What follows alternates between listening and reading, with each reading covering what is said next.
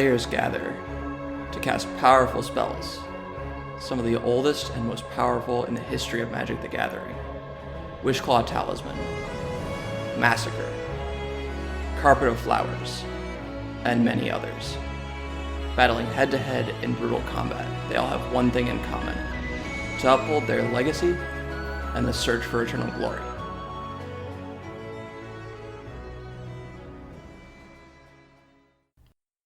The Eternal Glory podcast is brought to you by the minds behind BoshNRoll on YouTube, ThrabenU University, and theepicstorm.com. Welcome to episode 39 of the Eternal Glory podcast, This Year in Legacy. I'm Phil Gallagher, joined as always by one Stormy boy and one Urza boy, Bryant Cook and Brian Coval. How are you all doing tonight? Wait, who's who? I'm going to let the viewers guess. It can be a little game. All right. Thanks, Thalia boy. I'm doing well. About the same here. All right. Glad to hear it. How are you doing, Philip? I'm doing pretty well. Content creation has been going really well, but I'm going to be taking off the tail end of this week. My girlfriend and I rented a cabin out in the middle of nowhere, so we're just getting a venue change in a nice COVID-friendly way. Really, really looking forward to hanging out in a hot tub for an unhealthy amount of time and pruny fingers. It's going to be good. Oh, God. I am not built for hot tubs. For those of you who haven't met me in person, I am basically transparent. My Irish blood runs deep. I'm built for, like, cool, wet weather, and a hot tub or the sun just murder me. My parents have a hot tub, and every girlfriend I've ever had just want to sit in it forever, and I'm just like, I want to die. I have about 7 minutes in a hot tub. The jets usually, if you don't know this, people, life hack, the bubbles on hot tubs are set to shut off after I think it's 15 or 20 minutes, and when they do that, you're supposed to get out for a little while. Because it's not healthy to be in there. The human body's not meant to exist at that temperature for that amount of time. So don't just hit the bubble button again. At least get out, cool off a little bit, then come back in. Please. When we bought our house, it came with a hot tub because honestly, we just wouldn't buy one. Otherwise, they're kind of expensive. And after about half an hour of being in a hot tub, I have difficult breathing. I can't do it. I have to get out. So.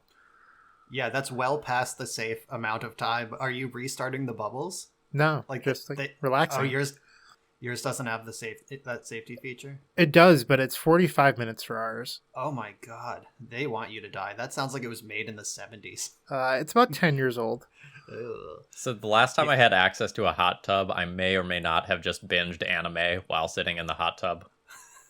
You're like one of those monkeys who lives in the mountains and just lays in the hot spring to stay alive. When you said you were going up to a cabin, I couldn't help but think of Cabin Fever with you stopping at a gas station just screaming I want pancakes! I also have a cabin-related thing coming up. One of my friends, her birthday is early February, and she planned this cabin getaway for this small group of friends. All of us have been in quarantine for over a month now because we all work together, and nobody's outside the bubble. It's probably 6 of us who are going to go. And then she texted us this week. It was with all the uncertainty, I think we should cancel the trip.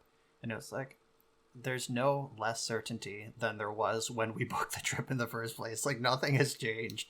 But, I mean, you do you.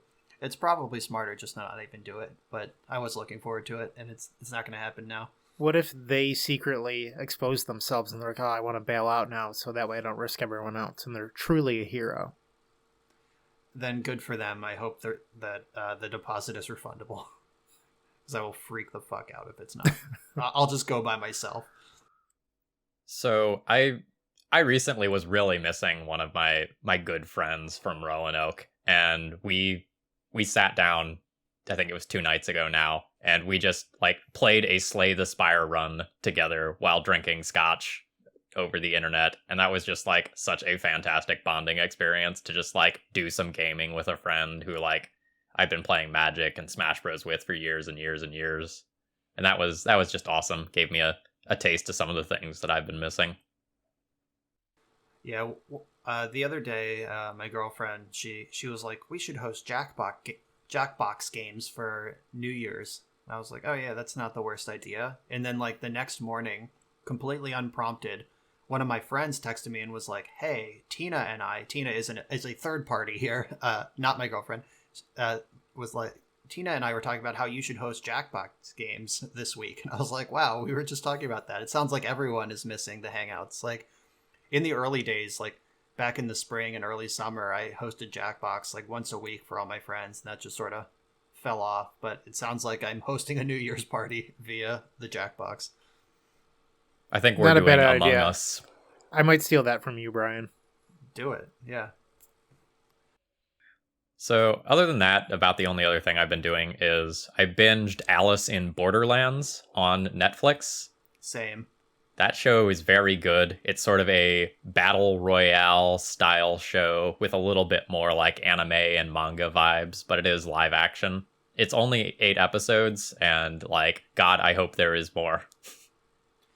Yeah, I hope so too. Like, it started off kind of Saw, and then merged into Battle Royale, and then just became this like post-apocalyptic dystopian society. And that's like 3 genres I love. So I was on board for the whole thing. All right, Bryant, what have you been doing? Well, holidays went pretty well, all that good stuff. But one of the things I was secretly excited for was a new pop filter. The one that I had was basically transparent, and I didn't think was actually doing anything. This new one is really thick and awesome, and it's actually like made of like wire and not just like stockings or whatever. So pretty big fan of that. If you're interested, I linked it in the FAQ on theepixrum.com. Highly recommend. Compared to what I had, like this thing's a huge upgrade. But also like 1984 dropped on Christmas Day. For those of you unfamiliar, it's the new Wonder Woman movie. And the internet just decided that it was really cool to shit on this movie. It was fine. Like, it's a superhero movie. Like, what are you expecting? And the next night, we were like, oh, we should see if there's anything else new on HBO Max. Well, Birds of Prey is now up. Now, that is a bad movie. As someone who, like, read a lot of Batman comics growing up, I couldn't get over Danny Castellano from Mindy Project being Victor Zsasz. Like, that was just so bad. I am going to. I'm struggling to stay in the room right now and not cancel this podcast. Oh no, Mommy and Daddy are about to fight, folks. Birds of Prey is like a masterpiece, and 1984 sucks. And like, oh my god, I don't know how we can rectify this in our intro section without and still talk about Legacy today. But yeah, like 84 was like you said, it was fine, but it's the bottom end of fine. Like, it's much worse than the first Wonder Woman. It's much worse than Aquaman. And all of those are much worse than most of the MCU. Like, the MCU has this formula where, like, all of the movies are at least entertaining, if not, like, full of social value or whatever. But 1984 was kind of a mess. But Birds of Prey was just, like, it was great. It was like everything you wanted Suicide Squad to be, but wasn't. Suicide Squad is a bad movie. I just didn't like Birds of Prey. There were so many things wrong with it, in my opinion. But with 1984, I think most of the Pedro Pascal stuff just like wasn't very good. And if they had focused more on what's her name from SNL, Cheetah, yes, Kristen Wiig, like it would have been better. But I don't want to go too much into the movie stuff. Yeah, no spoilers. I am off of work this week, so I've been making a lot of magic content.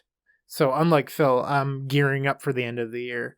And very exciting this week. I was projected to lose the fantasy football finals by 15 points.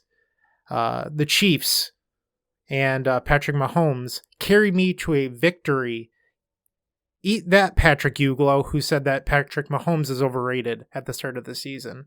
How did you finish, huh? How did you finish, Pat?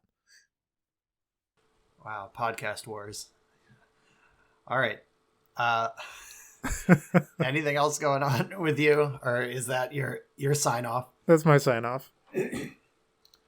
Well, my we did the holiday thing too. It went well. We hosted Christmas for my parents.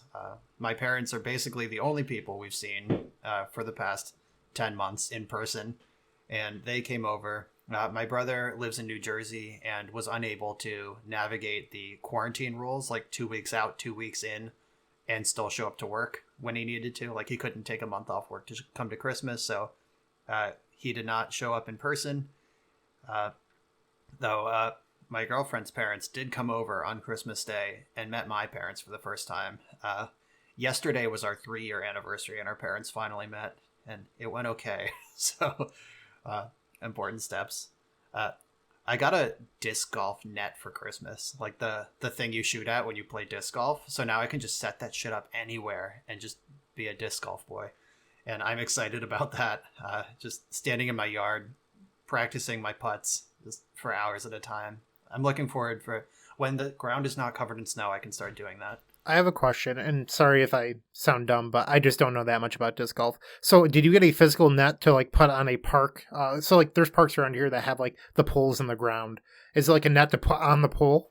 Or are you getting it is the pole. Okay. Like the entire apparatus. It's like I haven't set it up yet, but it's claimed to be portable. I assume it's on some sort of tripod, but it's the entire, like the pole, the basket, the chains, everything that I can just set up where I want. Nice.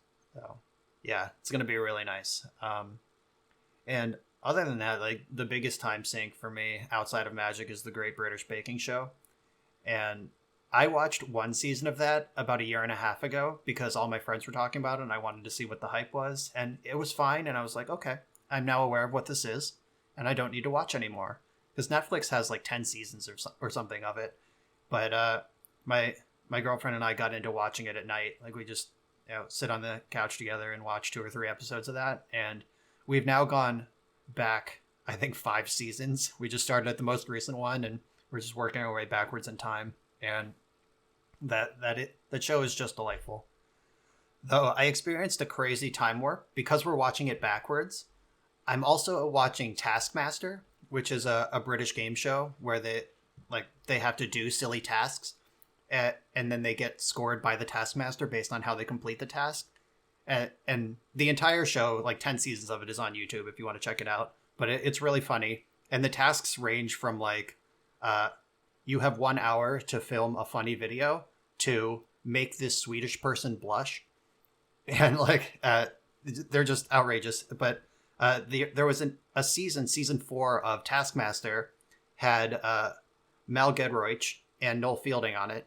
And Mel is the old host of Great British Bake Off, and Noel is the new host of Great British Bake Off. But at the time they filmed that season, Mel was the current host, and Noel was not even affiliated with the show yet. So there were many jokes during the season about hosting a Bake Off.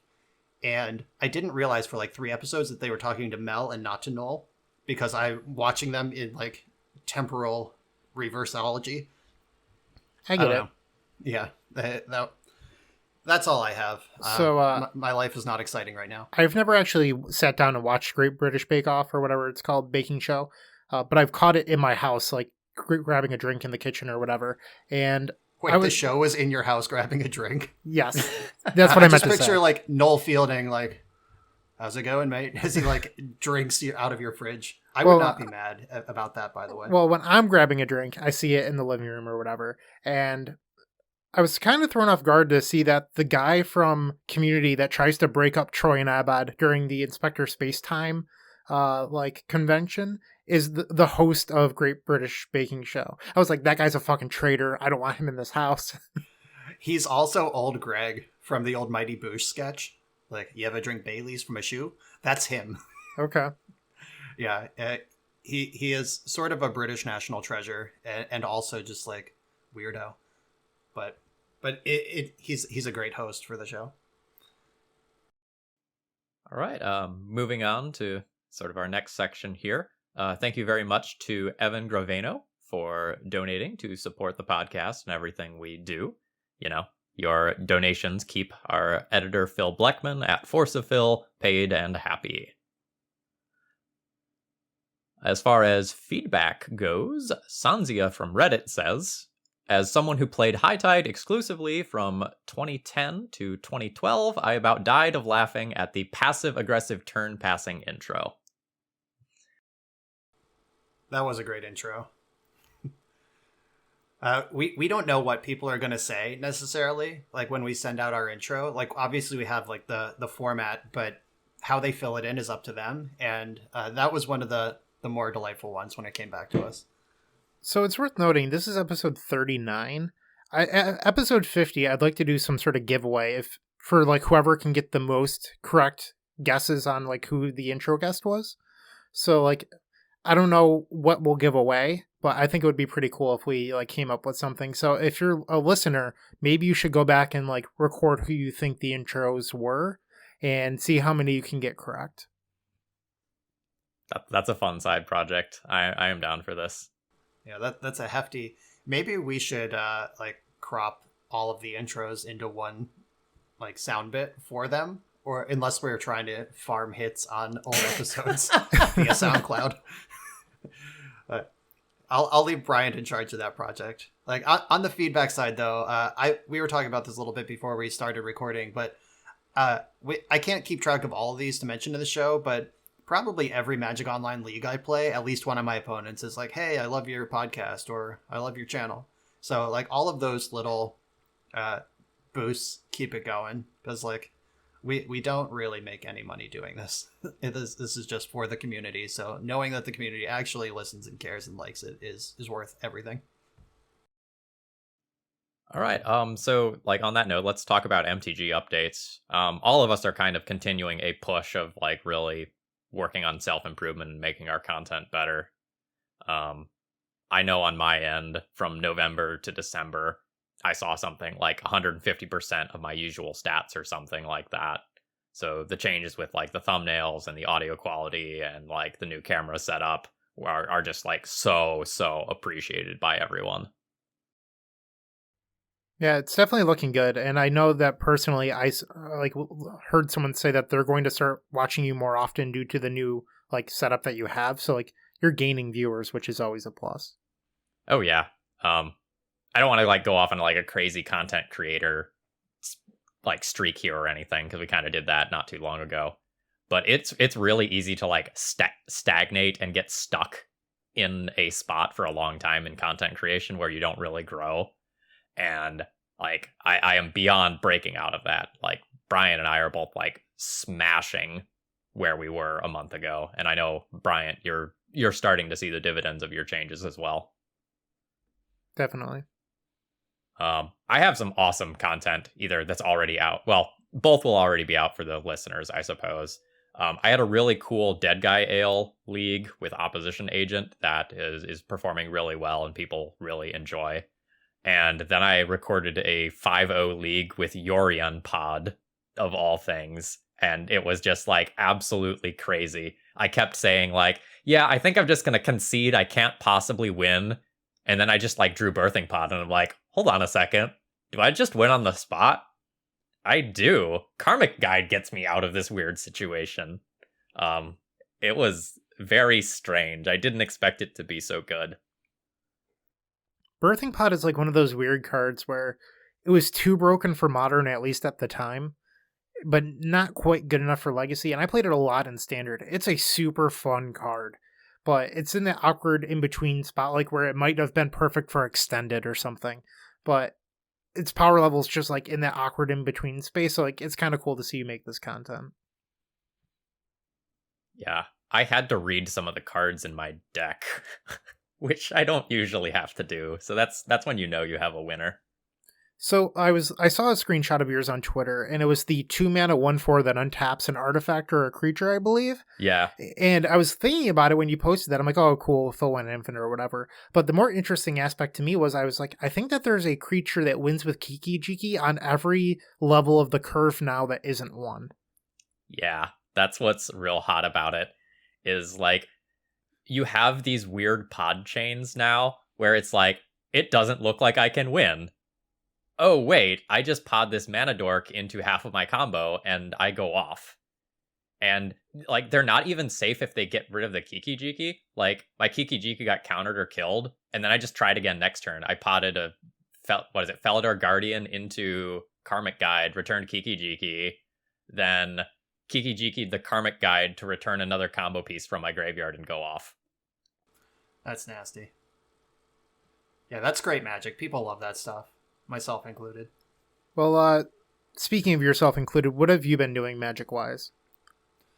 Well, like Phil said, my YouTube's kind of been going off. Last time we met, I had 2 videos that had broken 5,000 views. Now I have 5 that are over 5,000 views, and 2 of them are over 10,000. Like the Hull Breacher, Mono Blue Hull Breacher Callum's list that I was really excited about crept over the 10,000 view mark after being live for a month. And then I released Teferi Vacation, and it had 10K views in 2.5 days. Like, people loved that. Like, I don't know, there must have been some sort of sweet spot of like commander interest and legacy interest, and that one, it's approaching 14,000 now, and it's been live less than a week. Then I have a bunch of others hanging around in the 4,500 range that, given a couple more weeks, will probably be over 5K as well. So that's performing well. I'm trying to figure out, like, I'm diversifying my offerings and trying to figure out what people really like. Like the classic, like, legacy high strategy videos that I post still usually get like around 3,000 views, but then like randomly one will get like 7, and then I'll post some like goofy league and it'll get like 1,000 views, and another goofy league that feels exactly the same will get 13,000. And I'm like, what is happening? What is getting tapped into here on these various things? So I'm trying to figure out that. I have like the donation deck list running. Like, a lot of people want me to play their decks in all sorts of formats. I started the Deep Analysis webcast, which started basically by accident, but I'm going to run with it. The first episode, we talked about Ad Nauseam Tendrils and the Epic Storm and where they are in present Legacy and how they got there. I had Alex McKinley and Daniel D'Amato representing the 2 decks, and I think that went really well. It went so well that I actually commissioned a graphic artist to make a real overlay for the thing. Like, I want that to look good. I want that to be like my most polished, like, flagship product eventually. I've done some collaborations. I had both of you on the channel recently, in different leagues. Obviously, we haven't fused the Epic Storm with Death and Taxes yet, but maybe that'll be the 20,000 view video. Phalia's Epic Storm already exists. Oh, right. Yeah, during the entire recording of Deep Analysis, Daniel D'Amato's name was Thalia Chat. I was like, this is someone's joke that I was not in on, but yep. So did that, and I just recorded a Commander League, which was a donation deck list. I did not decide on my own to be a Commander channel, but we're going to see how that goes. I got Matt Sperling, Zach Allen, and Eric Virgo to play against me, and the banter was great. Our decks were all mostly the same power level, which is pretty important in a Commander League. I think Zach might have cranked it up just a little higher than the rest of us, but not so bad that it ruined the game. And Sperling played Sphinx Tribal, and he was making us solve riddles to decide who he was going to attack, like he was an actual Sphinx. So, like, this video is going to be a lot of fun for anyone who watches it.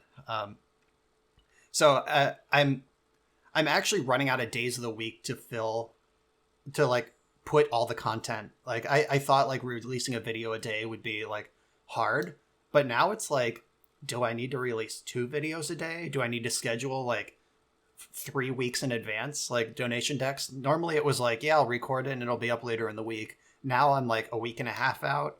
I feel like pretty soon it's going to be like, your deck's going to rotate before I can play it.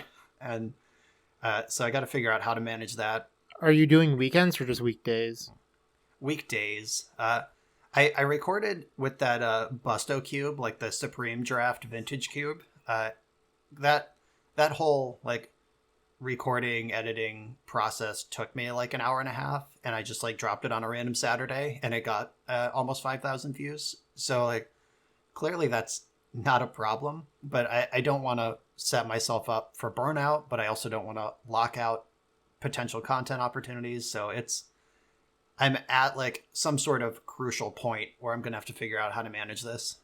And then I've also gotten some feedback from some of my more long-term fans that are like, I used to watch your videos like start to finish, every single one. The legacy, the high level play was just worth it. But I don't like watching you flounder with random half-baked donation decks. And it's like, yeah, some of the decks I've been submitted aren't fully fleshed out. That's why they submitted them. Like, I don't know. So I got to figure out, I got to make sure that I have like real legacy, like meta decks, at least a couple days a week. I can't just be all memes and donations. So navigating that is where I'm at right now. And I believe that you announced today, Brian, you have a new sponsorship. Yeah, I joined the Card Hoarder Network alongside Phil, who was already in there, and Julian from Everyday Eternal, also a member. So it's pretty sweet that I just don't have to worry about cards anymore. Like every time a new set came out, like half of me, like when a spoiler would drop, like every time a spoiler dropped, I'm like, oh man, this whole Breacher card is sweet. But then the back of my head, it's like $400. Guaranteed. This is going to be a limited release. Ha ha ha. And even the non-limited releases, even the actual sets like Uro and Oko and Teferi Time Raveler, Force of Negation, Ren and Six. Like there's $100 bills just floating around this format that are all playable. So getting a loan account so I don't have to upfront $500 just to stay relevant every time a set drops is nice. So it's not even always new cards either. I recorded a vintage video the other day, and I was like, oh, I need 2 Tabernacle. I sold 2 Tabernacles maybe 3 months ago when I decided that I didn't want to play them anymore in PO. I sold them for like 18 tickets. They're now 45. Like those just like went up in 3 months. Carpet of Flowers is 40 tickets again. I don't know. Like the Moto economy is just like spiking. Yeah, I'm now at the point, now that I have this like loaner sponsorship, I'm gonna have to comb through my collection and like sell off those sort of shit that I don't really need to own every day. Like I'm probably gonna keep my Hull Breachers and my Uros and like things that are just in most decks, but things like Carpet of Flowers and Opposition Agent, I just have a bunch of like $30 to $50 bills sitting in my collection that I don't need to own full time anymore. Yeah. Regarding my MTG updates, this week I mentioned I am taking work off. One of my goals this week is to do a YouTube logo animation for the beginning of all my videos. Yesterday I designed the storyboard. It looks fucking awesome. Super excited. The tougher part's going to be animating everything how I want, and I'm super nitpicky, so like if it's not perfect, I'm just not going to upload it. So I'm not sure if I'll get it done this week, but maybe in a week or two it will be live, hopefully. I'd knock on wood, but I don't want to, ruin the recording or something like that. Like the other 2 guys, I've just been like making tons of content. So I uploaded a stream from Cardboard Live. I streamed on their service for the first time. That's on the YouTube channel.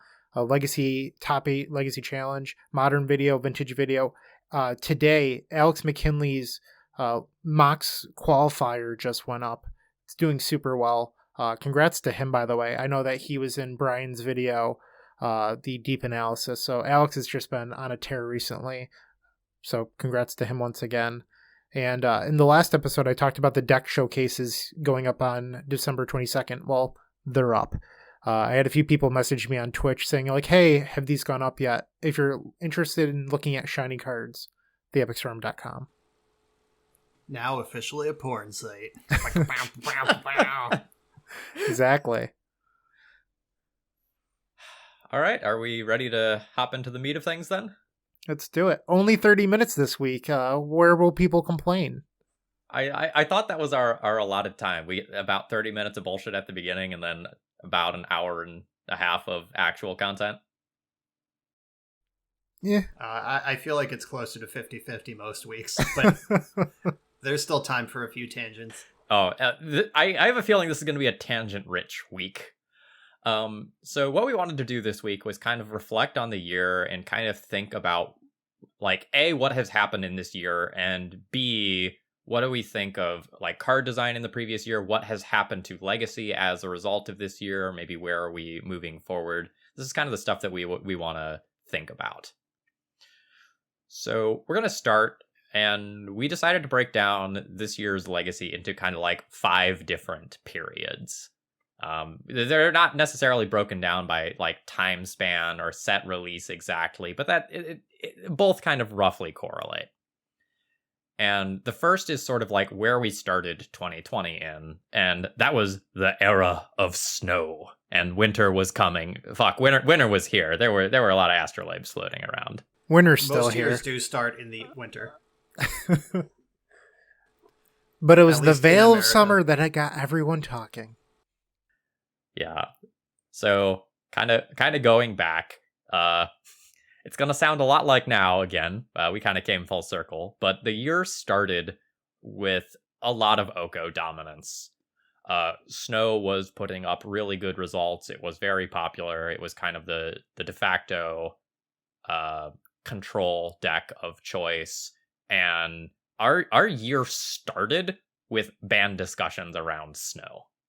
So like that was the starting point of this year. It seems so long ago now, and not a lot has changed. A lot changed in the middle, but we're kind of back there again. Yeah, this is the old ban everything until Necropotence is good, and then ban Necropotence conversation. Like, we started the year complaining about Snow, and then Underworld Breach, Companions, other shit happened. Now we're complaining about Snow again. But we're gonna hit all those one at a time. But like, yeah, time is a flat circle. So when 2020 started, the Epic Storm had just revitalized itself, and a lot of the people in the Epic Storm Facebook chat were just putting up crazy results on Magic Online, and we had a lot of Ant players asking to join the group and stuff like that, and there's just a lot of people working on TES. And this was during that initial Snow era. So like TES was like the 3rd deck on Goldfish. Like it was awesome. And it was great because we crushed Snow. And I was like, no, don't ban anything. Everything's perfect right now. Like, don't touch anything. Leave it alone. And like, I missed that period, or I still miss that period. And this is when like a lot of the ban Veil Summer talk started. They're like, well, if TES is doing well, something's wrong.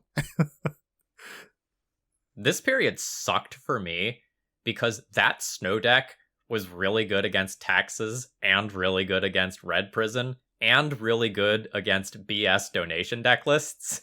I don't think that's rough. changed. Brand. Like, Phil, all of that still seems true. D&T has a little bit more game versus Snow now. Now we don't just like roll over and die to the Oko. We get to like put up a fight now. Let's save that a little bit, though. Yeah. Brian, it's funny you just said, like, no, don't ban anything. The Epic Storm is well positioned. Like, we actually talked about in that episode of Deep Analysis with the Storm guys that the Ren and 6 banning was the worst banning for Ad Nauseam in Legacy. Worse than Gataxian Probe, worse than Mystical Tutor. Like, it was Ren and 6 getting banned that really hurt Ad Nauseam Tendrils. Yeah. It's very true. So the year started with a lot of Legacy players kind of on a low note for very different reasons. Veil of Summer was like really crushing some people. The Ant players weren't having a great time with it. A lot of the more casual players who played discard focused decks were just like, yeah, it hits my discard and it hits my abrupt decays. Like I just don't know what I'm supposed to be doing here. And then we got like the Snow Globe just like shaken up and thrown against the wall when Underworld Breach came out a little bit later. And that's kind of our second major era of the year. It was miserable. I went from like, kid you not, I had a 77 win percentage during that entire Snow thing. And I think I dropped down to like 52% once Breach hit. Like I top 8'd the Leaving a Legacy Open that was in that time period, like the first week that Breach was out. And I was like, do I even want to go? I can't beat the Breach deck at all. And it turns out that there's only 2 people in the room smart enough to play it. So this was one of the best examples I think I've ever seen, where during spoiler season, everyone was like, yeah, that's probably playable. It's kind of cute what you can do with Brain Freeze. And then a couple of weeks later, once the list started to get polished, everyone was like, oh god, what have they done? This isn't okay. This is cheaper Yawgmoth Swill. That card, like off the spoilers, I feel like I had a slightly different reaction. Like I saw like, oh, it's like it's mostly Yawgmoth's Will, kind of, if you can fill your graveyard at first. Like that could have some utility. But somebody, I think it was Justin Gennari, tweeted 9 words that like broke that card for me. And those words were brain freeze me, brain freeze me, brain freeze you. And I was just like, oh my God, this is not reasonable. I didn't realize it was like gonna snap Legacy in half and be like the quickest ban with the least information that there's ever been in Legacy history. But when like that line emerged, I was like, oh shit, this is real. I want to give a quick shout out to Stefan Schultz. Goes by Cedris in a lot of places, but also like King of Traders on Twitter. He was the first person to break Breach in my eyes. Ced created this Jeskai List the Head Enlightened Tutors, and then later on, maybe 3 weeks later, because like the deck was only around for a month, so like a week before it got banned, Rodrigo innovated a Intuition list, and like that's the list that a lot of people think of. But Ced was really the one to come up with the winning formula at first. Like a lot of people knew it was broke, but didn't really figure out a coherent deck list, and then Ced was just like, here, let me do this for you. Yeah, everyone was trying to make it Grixis, because like Grixis are the storm colors, obviously. Just look at ad nauseum, look at the Epic Storm, like that. We have this shell already built, let's just put it in. But becoming Jeskai to be like the kind of like in Vintage, like it's like a Xerox deck that can just combo you later, and in Legacy, like Silence was the like bringing the Epic Storms, old skeletons out of the closet and breaking Legacy in a different shell. Like that the Jeskai build was the one that fucked it up. It did not feel fun being on the other side of Silence, let me tell you. It was pretty miserable. It's even more messed up. Like, I don't need to tell you this, but, like, getting, like, silenced when you're, like, me is like, oh, I'm probably going to lose this turn. But you're, like, writ, Burning Wish, silence. Yeah. You have to commit to it. So when we were making the show notes for this episode, because we're in the Breach era, there was a card in this era printed for Snow that you might not be thinking of. It's Uro. I could have swore when we were making the show notes for this, Phil listed Uro for later on. I was like, Phil, that's a 2019 card. What are you talking about? And then I looked at the set. I was like, holy shit, that was this year? Like, I just couldn't believe it. Underworld Breach gives Uro's keyword to your graveyard. They're from the same set. They use the same mechanic. Yeah. I don't know. But just like, it felt like Uro's been around longer.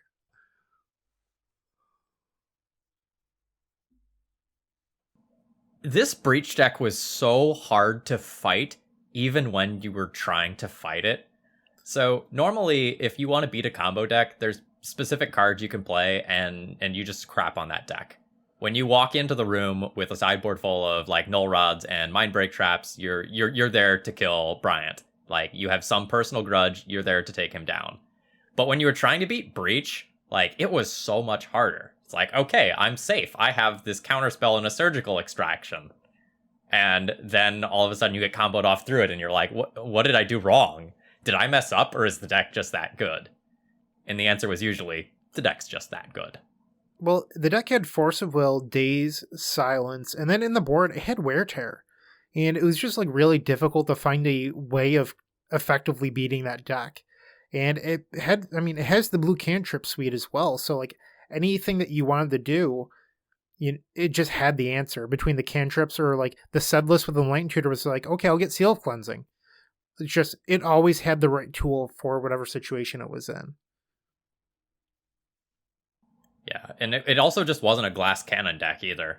Like, value breaches were a thing. Like, I'm going to value breach, I'm going to net 2 cards out of this and blow up 2 of your permanents. I'll try again in a couple of turns.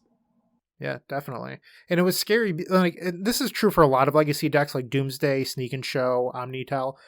The Force of Will combo deck is terrifying because you don't know if you're going to die on turn 2 or turn 6, and you have to respect it. It's like playing in Splinter Twin and Modern back in the day, or anything like that. Like, you have to respect, and you can't overextend, because if you do, they're going to kill you. So you're playing the scare game the entire time. But the thing that was scary about Breach is it could flip the switch so quickly on when it decided to kill you. Yeah, like, what you said is exactly true. And I remember Luis Scott Vargas writing an article back when Splinter Twin was the S tier of Modern, which was basically like the math. I forget exactly, but let's say like 30% or whatever that they could turn for you, like actually have like Pastor Might into untapped Splinter Twin. And like LSB was just like, you have to jam. Like if you refuse to tap out ever, you're going to lose. Like just take your 70% to survive that turn 4 untap and get ahead on board, or else you're just going to lose to their control deck. And like you said, Breach, very much the same thing. And bringing it to a more present day comparison, a lot of the same people that were farming with Breach are currently farming with Doomsday. And I don't think Doomsday is like broken in the same sort of way that Breach was. Like I think that deck is fine and cool to exist, but it's a lot of the same people playing the same sort of game with just a different shell. Doomsday is also somewhat hard to interact with. Like a lot of times, like you have say 2 pieces of interaction, but they cast a Doomsday that resolves, and you're like, okay, I have this surgical extraction and this wasteland. Is this going to be enough? Well, we've gone over this on other episodes too, that like the Doomsday hate doesn't cross over with the Storm hate, and a lot of people just don't play flexible enough cards. Yeah, and like a lot of people have said that they let Doomsday resolve and then fight once they're committed. Like make your pile, like let them make their pile. If they choose wrong, they lose. And that scares the shit out of me. Like sometimes I agree with it. Like if you have like Force of Will and Stifle or something, like if you can attack the Thassa's Oracle trigger, because like Cavern of Souls is going to be in the pile. You can't counter the Oracle, but if you can counter the trigger and protect your counter of the trigger, you might be able to like beat a Doomsday pile pretty reliably. But it is really scary and depends on what answers you have. Like if you boarded in Flusterstorm, you gotta hit the Doomsday because they're not going to cast another spell that you can counter. So also, there's bad people out there that are running 2 Oracles, so like the Stifle trick might not even work. Yeah, and depends. Like it all comes down to what the Doomsday player thinks they need to beat and how they make their pile. And I think there's basically always a checkmate. Like if they, depending on what level they're operating on and what they think you have. My favorite example of losing to Doomsday was in my Curse stream that I recently did. I had Leyline and Helm in play, and there was something weird. Like I think my opponent was playing like an Ether Vial build or something like that. They were doing something crazy so that they could potentially like Thassa's Oracle me at instant speed. And so I forced a shuffle on their library with a Field of Ruin, and then activated Helm, and I'm like, well, hopefully this is good enough to get the win. And I hit a Street Wraith, and then they put Thassa's Oracle into play, and I died. And it was just like, what? I did so much, and it didn't matter. Yeah, that was just a straight up coin flip, right? Like if you hit Oracle instead of Wraith, you win. Yep. But like Wraith happened to be in the pile, your shuffle happened to put it on top of Oracle. Yeah. I do remember watching that, and it was really thrilling. Yeah, I don't remember what the exact scenario was, but there was something weird where I couldn't activate at like the time that I wanted to. I was playing around something. It was weird. So the next era would be Companions. And the notes here, I didn't write them, say wonderful skill testing format. Playing Legacy in this time period often felt like playing chess. Like the better player usually won. And like you didn't necessarily have to be playing Grixis Delver with Luris, but it probably gave you a slightly better percentage. As long as you had a companion in your deck, you were somewhat competitive. And it was really skill testing. Like I believe Phil probably wrote that, but Magic was a lot smaller. Like you weren't doing haymakers. Like it wasn't Oko versus Uro versus some other giant thing like Clothis or whatever. No, it was 2-drop or get the fuck out. Yes. And everything, there was so many micro decisions in every game that was really fun to play, but it did get stale after, a month and a half of just like, all right, I'm going to move my pawn here, like, etc. Yeah, like that's the problem is that that's not Magic the Gathering, that's chess. Like I've said before on this podcast that chess is basically a format with a high skill mirror and no other decks are viable. And that's mostly how Legacy felt at the time. It was like, which flavor of Luris are you? Are you like Bug or Grixis or Storm? But like everyone was Luris, and the Zerta Planeswalker control combo deck that emerged right at the end of that format was pretty cool and doing something different. I actually never got a chance to play that, where like every single one of your permanents was like a fetch land or a Planeswalker or Grim Monolith or Basalt Monolith. Like that was a pretty cool deck, but they smartly took out Zerta when they took out Luris because they realized that it was just going to trickle down. So, what was interesting about looking at the companion stuff is that there was these charts being posted to the Legacy subreddit at the time where it was like, these are the decks that did well in the Thursday PTQs. These are the companions that they played. And you could see over time that the other companions just slowly evaporated. Like at first, like Yorion was 12%. And then, the next week it was 7%. And then like by week 4, it was just like 0%. Like, why would you ever play Yorion when Luris exists? Like even the Miracles decks were like, no, we're going to play Luris and Baubles and use our Bauble to trigger Terminus on your turn. Like, yeah, I was a Yorion stan. I still am, but that was not where you wanted to be. I probably have like 5 or 6 Yorion videos posted from that era and one Luris video that I was like right at the end. I was like, I guess I should get on board with this. Like I had to buy a Luris. Like I didn't buy one right away because like we talked about earlier, it was crazy expensive. Like for a card that you only need one copy of, wasn't it like 35 to 50 ticks for a while? Like for the first week or so, yeah. It dropped down to like 20 week 2 or 3. Yeah, and that still felt like a lot to me for a card that every deck only needs one of. And like, so I just kept waiting for the price to drop, playing Zerta, playing Yorion, and then Luris just never dropped because it turned out every single player needs one because that's the only deck you can play. Yeah, I didn't play a lot of Luris. I played a lot of Yorion, but I remember that chart, and it was super cool. Like, Standard was just like filtering all the companions out until only Karuga was getting played because it was legal with Fires of Invention. Nice fucking format, Wizards. Thanks for that. But and in the other direction, like Standard decks were getting fatter with Karuga, and Legacy decks were getting thinner with Luris. Just linearly polarizing the formats. So one thing that was really kind of terrible about this period was the difference between a good and bad deck. So let's go back to previous formats for a minute. Let's say you're playing in like the Miracle Top era or the Deathrite Shaman like Grixis Delver era. If you just wanted to show up with whatever deck that you've been playing for years, that was fine.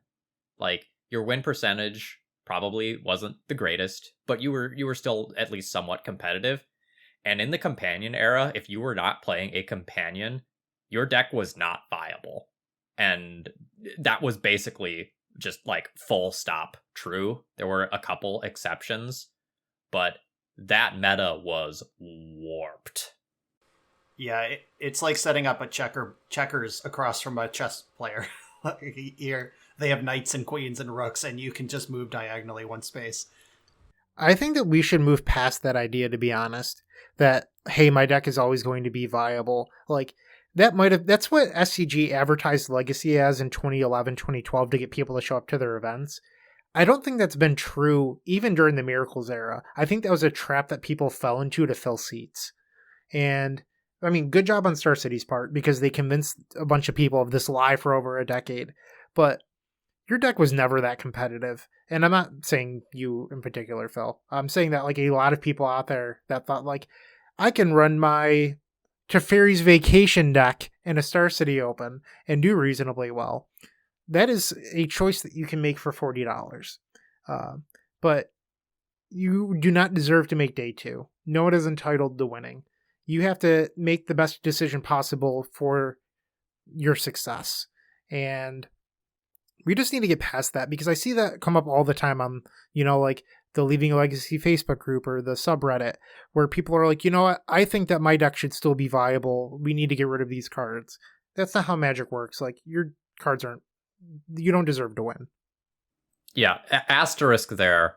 When I said anything, what I really meant was any sort of strategy that was like powerful. Like if you want to show up with a tier 2 deck, that's fine. If you want to show up with your like pet Nick Fit deck, like you know you're there to have fun, right? Like that's what you're there for. I would like to put an asterisk on that asterisk that I think Nick Fit specifically is fine. I think Nick Fit is firmly in that space of like, this is a thing you can do in Legacy and it'll win some of the time. But the Nick Fit to Fairy Vacation build, that's one that you should be, you're like that, you're like the meme of like the guy on the podium, like pounding champagne and then it zooms out and he's like ninth on the podium or whatever. Like that. If you want to be the person who's like at table 193, still playing at 0 and X in round 9, and then you jump up and down because you finally pulled off your combo, like that's fine. I think that is totally cool, and I love that Magic allows for that space to exist. The Johnny who like it was worth $40 to get a tournament win with Teferi Vacation, like get it, like that.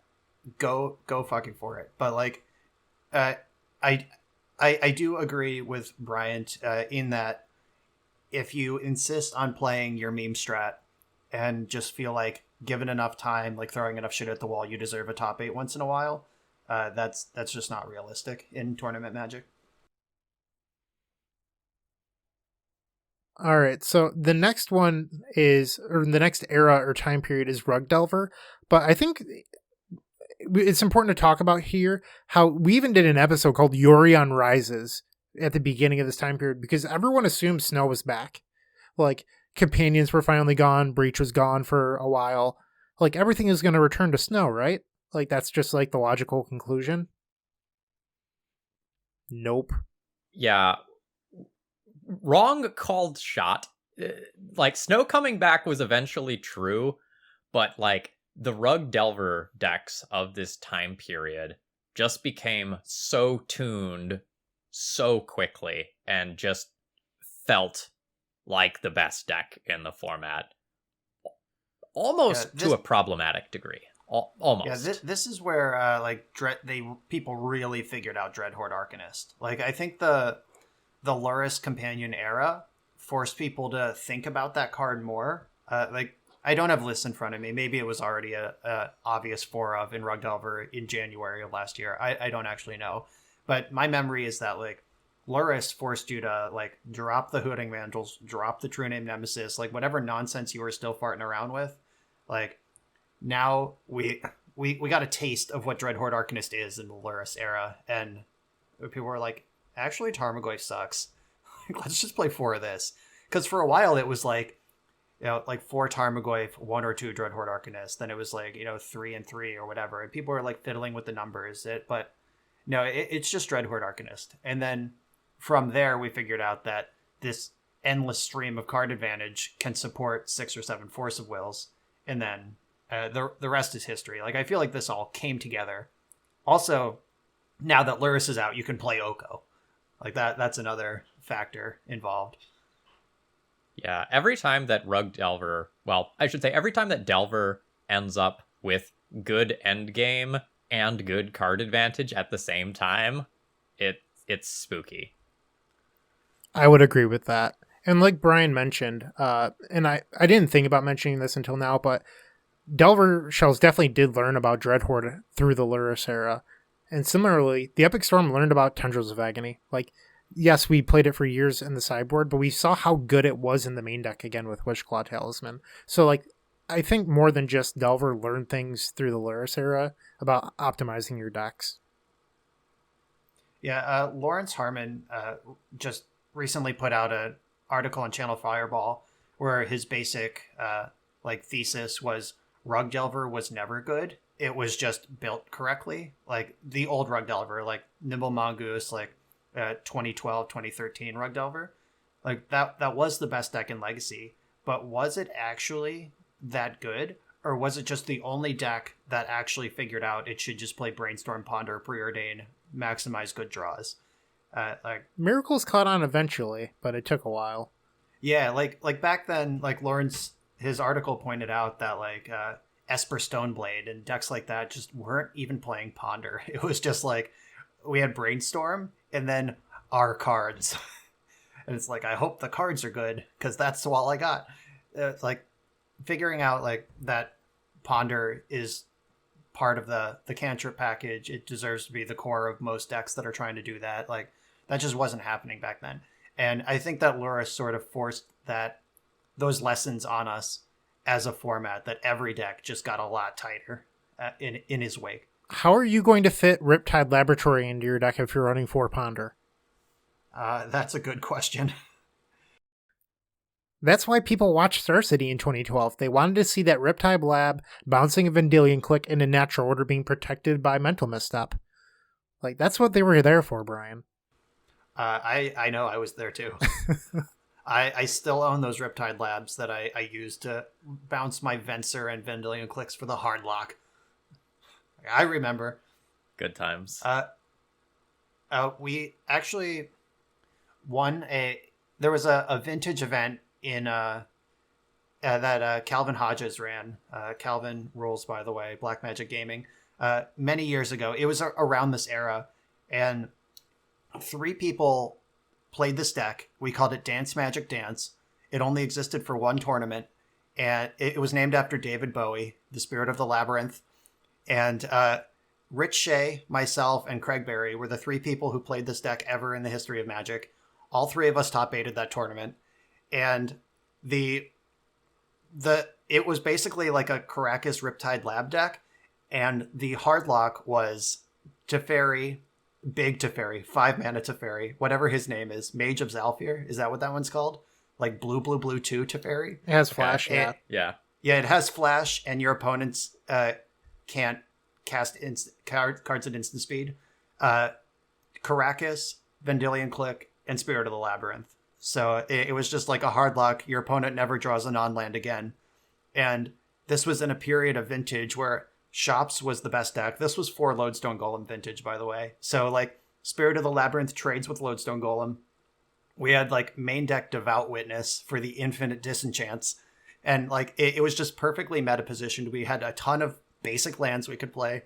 And that's just like a thing you could do in Eternal Magic back then. And that was vintage. So like Legacy was definitely full of Vensers and shit. Like Joe Lissette was known for inventing Venser in Miracles. Like he made the Cavern of Souls build of Miracles that just had a bunch of wizards in it that can't be countered. And one of my favorite Legacy quotes is like Joe Lissette was streaming and someone was like in the chat was like, "Are you still dirtling around with Venser?" And he like yelled at the camera, "I'm not dirtling, I'm dominating."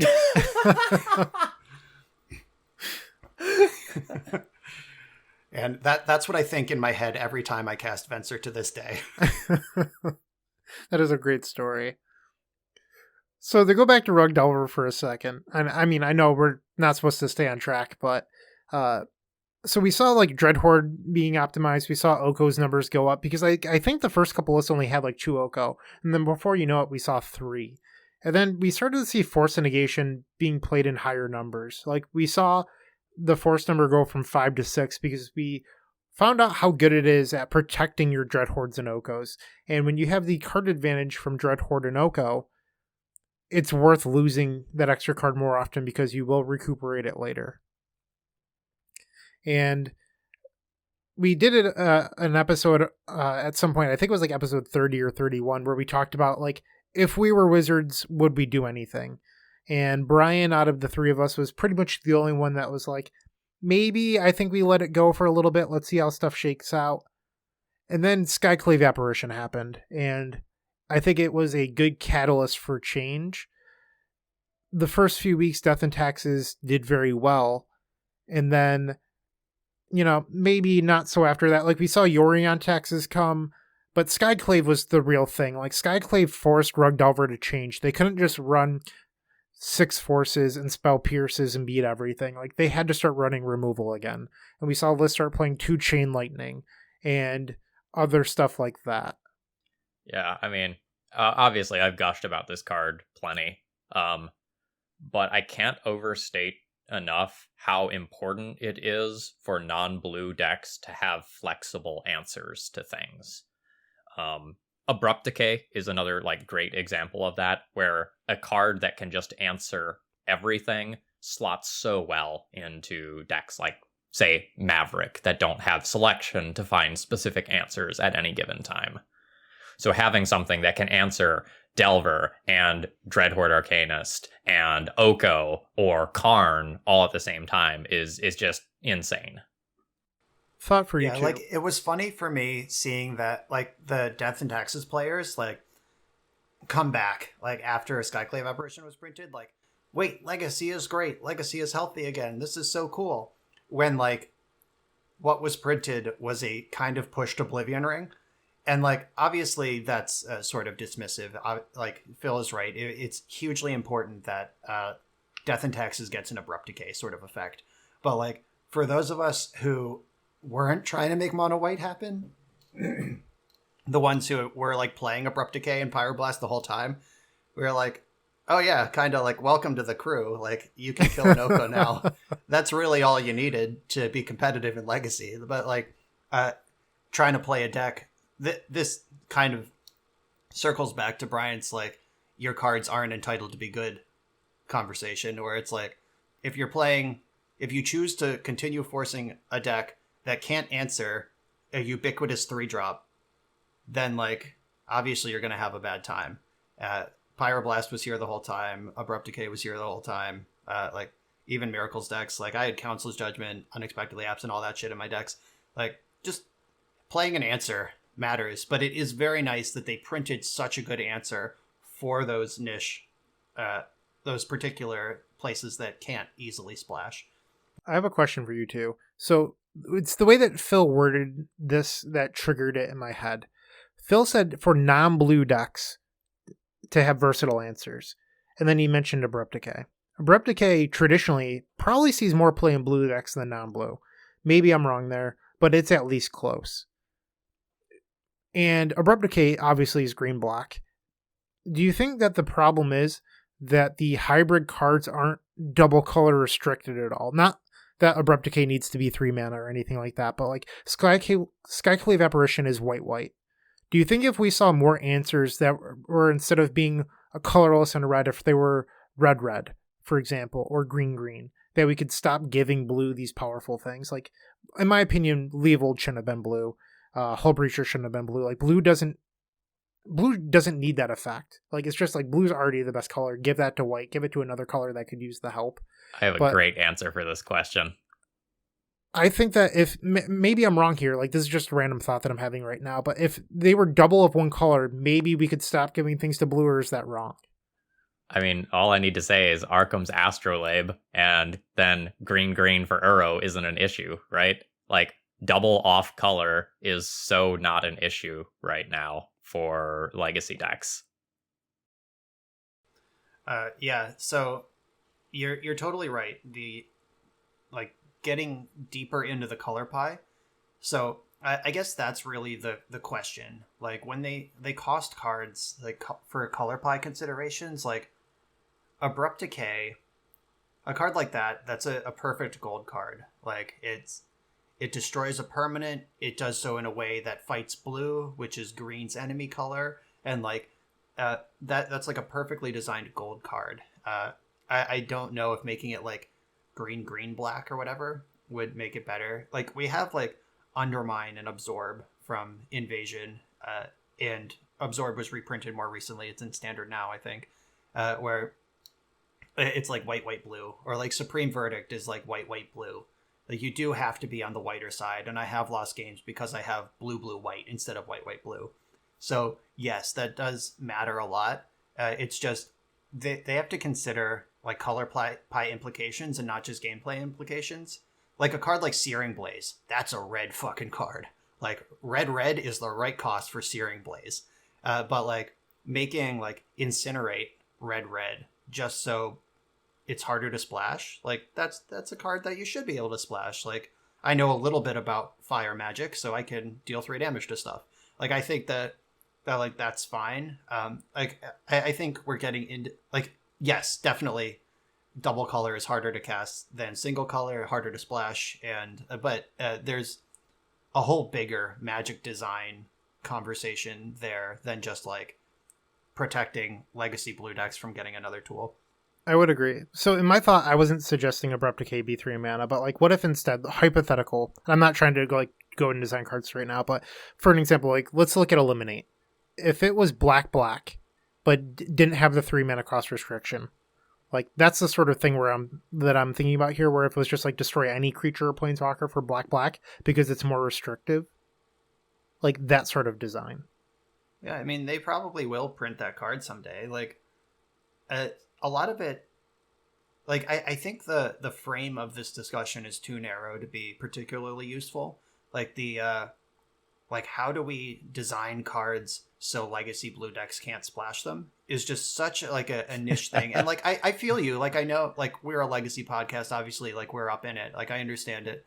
But, like, saying that, like Eliminate, which is like just playable in like standard, which is what they designed for, because like Questing Beast laughs it off. Like the Elder Gargaroth, nice Eliminate nerd, like that sort of stuff. Like that card is well designed, even like kind of mediocre in the format it's meant for, and it's a solid modern card. And then like we have to go all the way back to Legacy until it's like, oh great, now Grixis can cleanly answer an Oko. Like, and still they had like Pyroblast anyway. So I just have a hard time finding where like the WotC design team can possibly worry about this in card design. And then there's a whole nother issue of when you start adding double colored symbols to some of these cards, they actually become worse for the mono colored decks.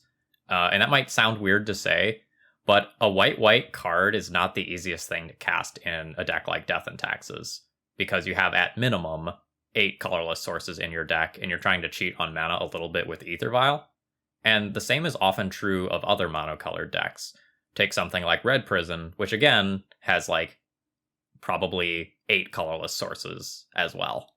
So Phil, I'd feel costs. less bad for you if I quit running into Death and Taxes players trying to play Mishra's Factory too. Like, you guys do it to yourself. Like, I don't want to hear that excuse, because like I'll get paired against some of these people, and I'm just like, why are you playing that in your deck? So no, Phil, I refuse to accept.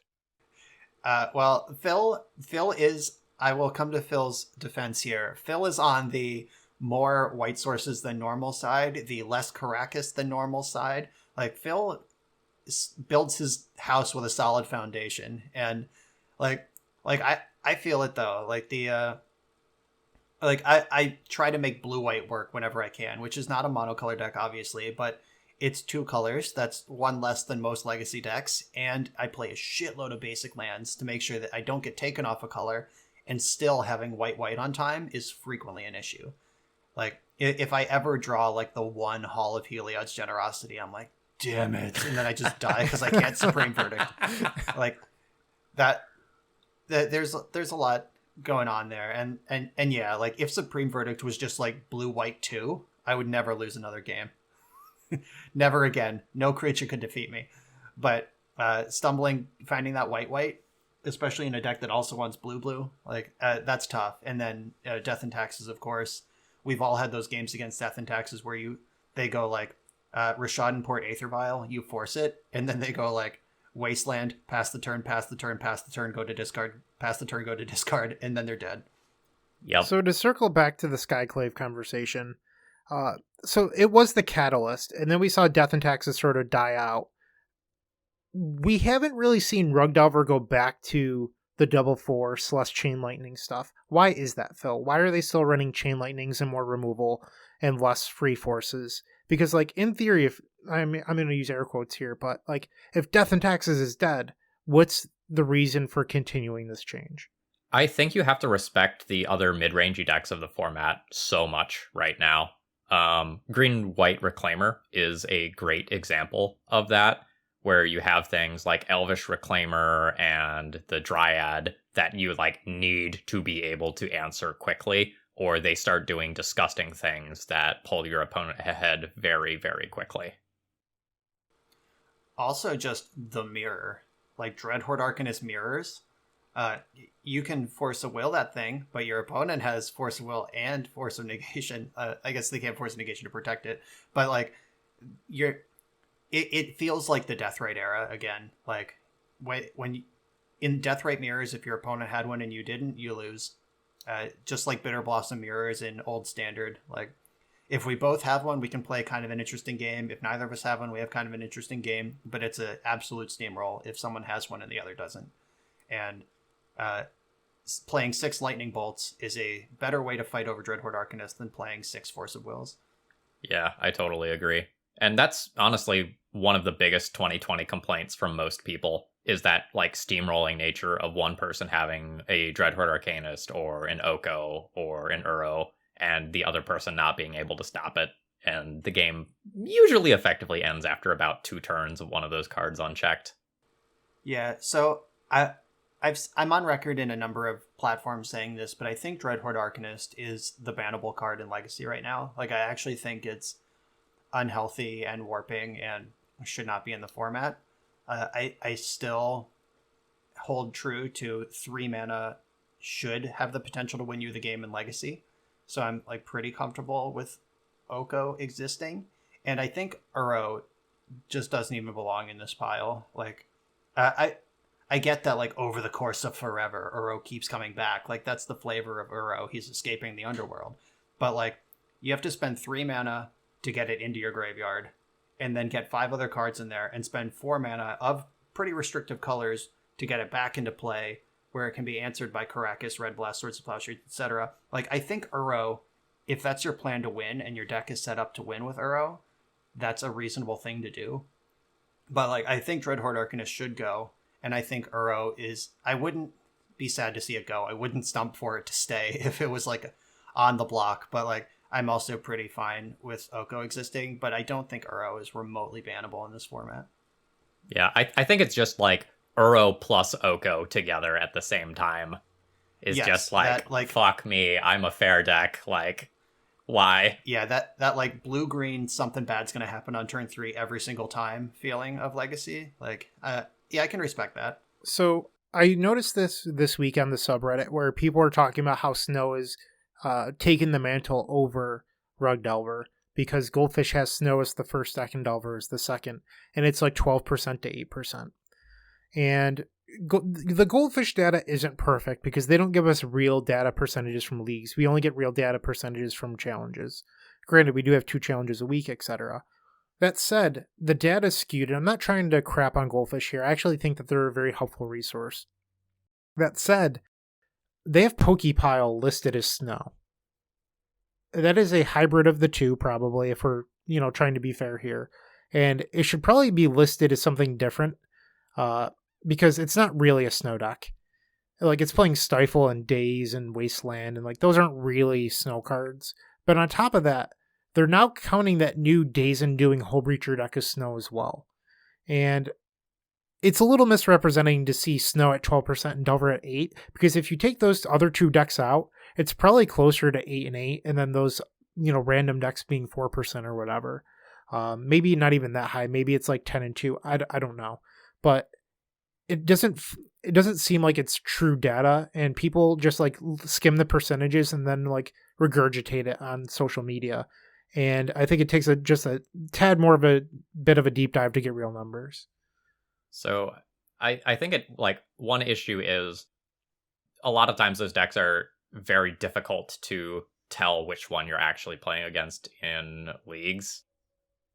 Like, if you are playing a game 1 against one of those decks and it ends before like turn 5, do you know what deck you're playing against? No. You're playing against Snow. Like, I think it's somewhat genuine to lump all of those together conceptually. Like, you can subdivide these crazy. Like, this is a Miracles variant. This is a Bant Breacher variant. But Miracles has its own category in Goldfish. I mean, Strifle Pile has its own category. Like, why can't these? Yeah, like, I'm kind of between both of you here. Like, I agree that, like, if you sit down and keep your opening 7 knowing that you're against Pokepile instead of Snow, that's meaningful information to have. But also, like, both of those decks are going to go like Basic Land, Arkham's Astrolabe, or Oko over the course of the game. But like just knowing if you need to play around Stifling Daze or if you need to play around like Ice Vein Coatl or whatever, like those are just like things to know. And I feel like they're different decks, but and they probably should be divided up. I'm gonna land on Bryant's side of this discussion, though I do agree with Phil that I guess it depends. Also, like I like you can watch my videos and you'll see my opponent is like Basic Island Astrolabe, and I'm like, okay, we're playing against a snow deck, and then like I just go to fetch on turn 3 and I get stifled, and I'm like, oh, this is Pokepile. I could have played around that. Now I'm going to lose when I would have won against, or I would have still been in the game against Snow. I'm like just wrecked against Pokepile. Like just there is meaningful difference in how those decks play out. Yeah, though I think this is a subclass thing, though. Yeah, are those decks like Ad Nauseam Tendrils versus the Epic Storm? Like they're both Dark Ritual decks. They're both gonna Tendrils you. Blah blah blah. Like, is this that same conversation? Because obviously those are different decks, but like they aren't categorized together as Storm on Goldfish. So I think I'm gonna err on Brian's side of this argument, though I am close to the middle. So the reason I bring this up is people are using that as a justification for why Dreadhorde shouldn't be touched. And I just don't think that's true. Like, if you actually look at it, Dreadhorde is in some of these, quote, snow decks. But we should probably hit our second section of the day, which is card review and discussion of 2020. So we have this broken down into 4 categories: 2 pushed, meaningful upgrades, narrowly pushed cards, and resurgent old cards. Because, you know, like sometimes old cards make a meaningful comeback. Like they might not be new printings, but like, hey, they hit twice. Yeah, so obviously, I mean, 2 pushed are the ones that got banned. Underworld Breaching Companions. We've already spent a lot of time on that. We don't need to hit it again. Dreadhorde Arcanist is a 2019 card, but its presence is felt firmly throughout 2020. I feel like that should be on the 2 pushed cards of 2020 list, even though I printed before. I get it. But it should be there too. So let's get into the meaningful upgrades, which is, we've touched a bit of this already because it's all intertwined, but I'll take on the first one because I already did, which is Uro. Like that is I don't think this card should be banned, as I already said, but like in the control decks, like you gain a little bit of life, you draw a little bit of cards, like eventually someday when your opponent is out of any other resource, it emerges from the graveyard to win the game.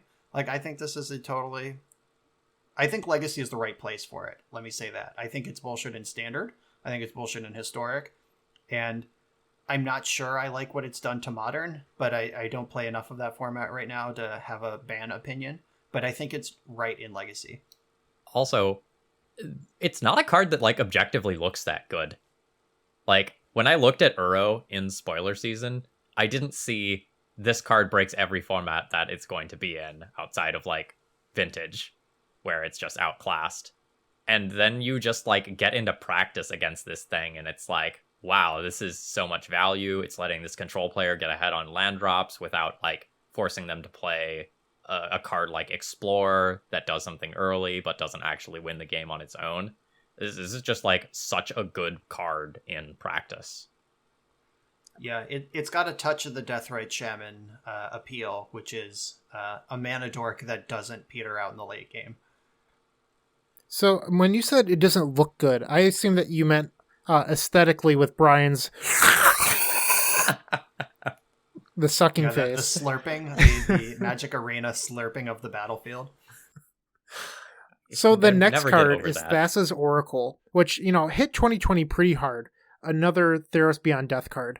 I was actually on Leaving a Legacy as a guest the week that it was spoiled. And Patrick Uglow, to mention him twice in one episode, name drops, was like, I hate Laboratory Maniac so much, and then didn't know that this was spoiled that week.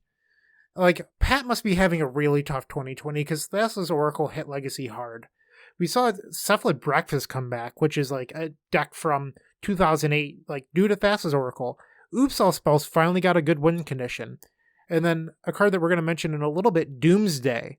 Like, Thassa's Oracle is just a really versatile win condition in a lot of these sort of mill yourself decks. It was the win con in Breach too, wasn't it? Or was that just in the modern build? I think just the modern one. Okay, yeah. So like Oracle showed up. It was the win con in Modern Breach. It's played in Vintage. In Modern, it's also the win con in Ad Nauseam these days. Like the Lightning Storm is like optional, but you can just Thassa's Oracle easily. Thassa's Oracle got Inverter of Truths banned in Pioneer.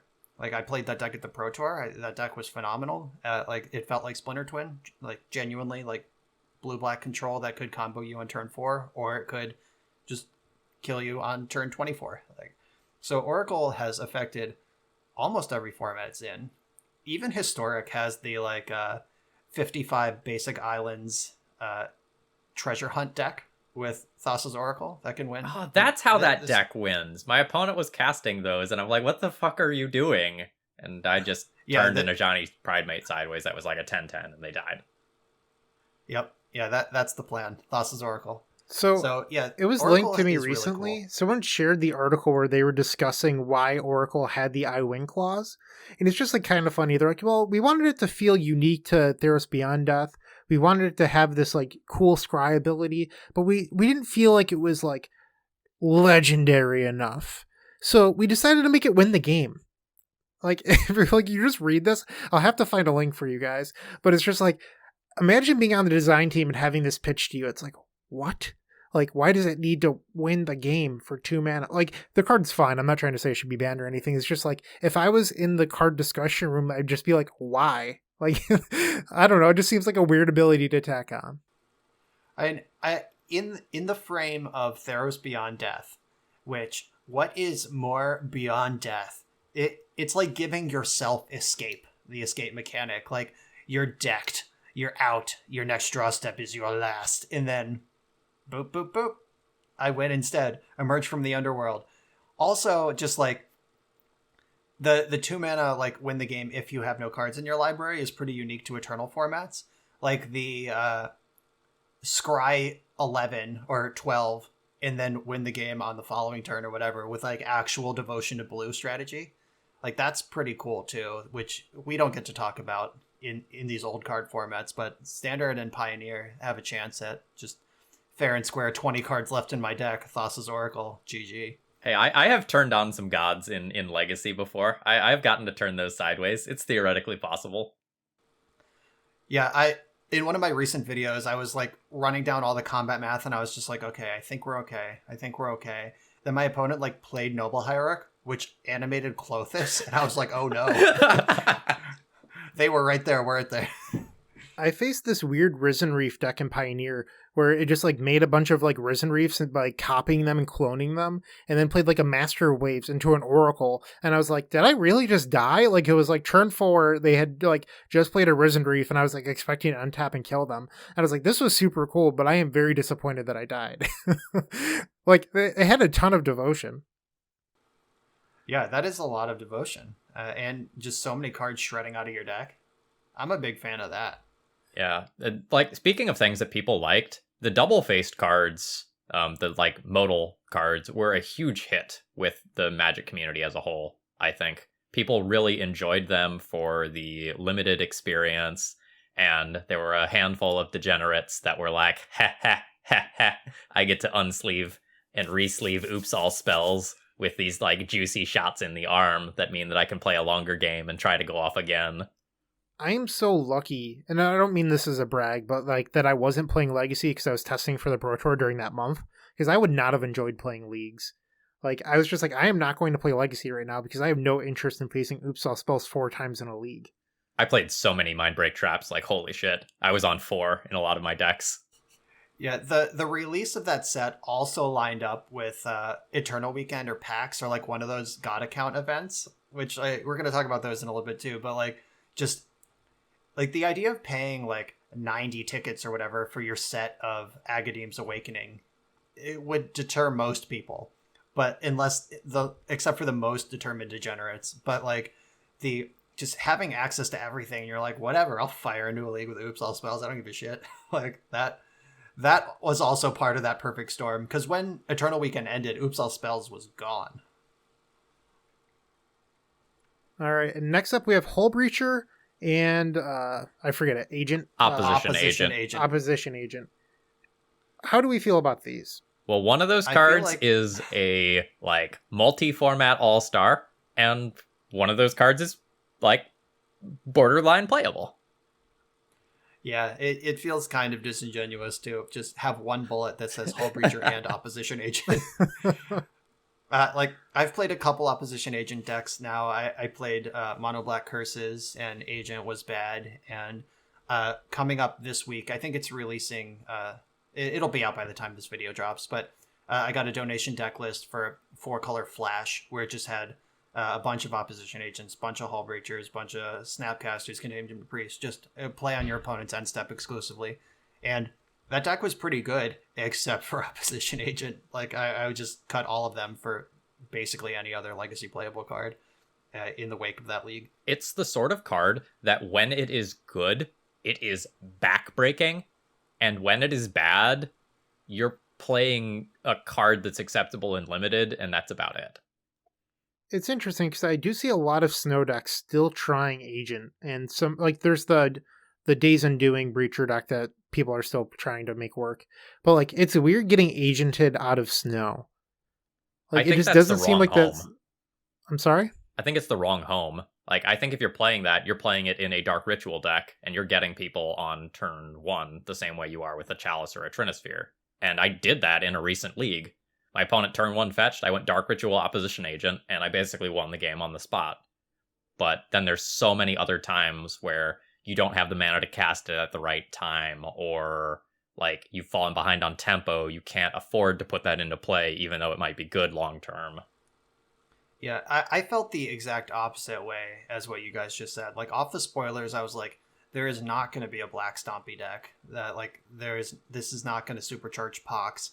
If this has a home, it's going to be like a 1 or 2 of in a deck like Snow that wants to start pinching off options in the mid to late game. Like, once they get ahead, they want to start checking boxes to make sure they keep that lead. And just like being a flash threat that can fight over the Monarch, and like in like Snow Mirrors or like going long or whatever, or like even against like Snow versus Maverick, like they top deck that turn 7 Green Sun Zenith here, like yoink, with an Opposition Agent. Like, I feel like that's a better home than trying to power that thing out. Because I played Curses in a league, and that deck had a lot of sort of fundamental problems with it, where like having Dark Ritual in the same deck as Chalice of the Void and Trinisphere, it's like, good luck with that.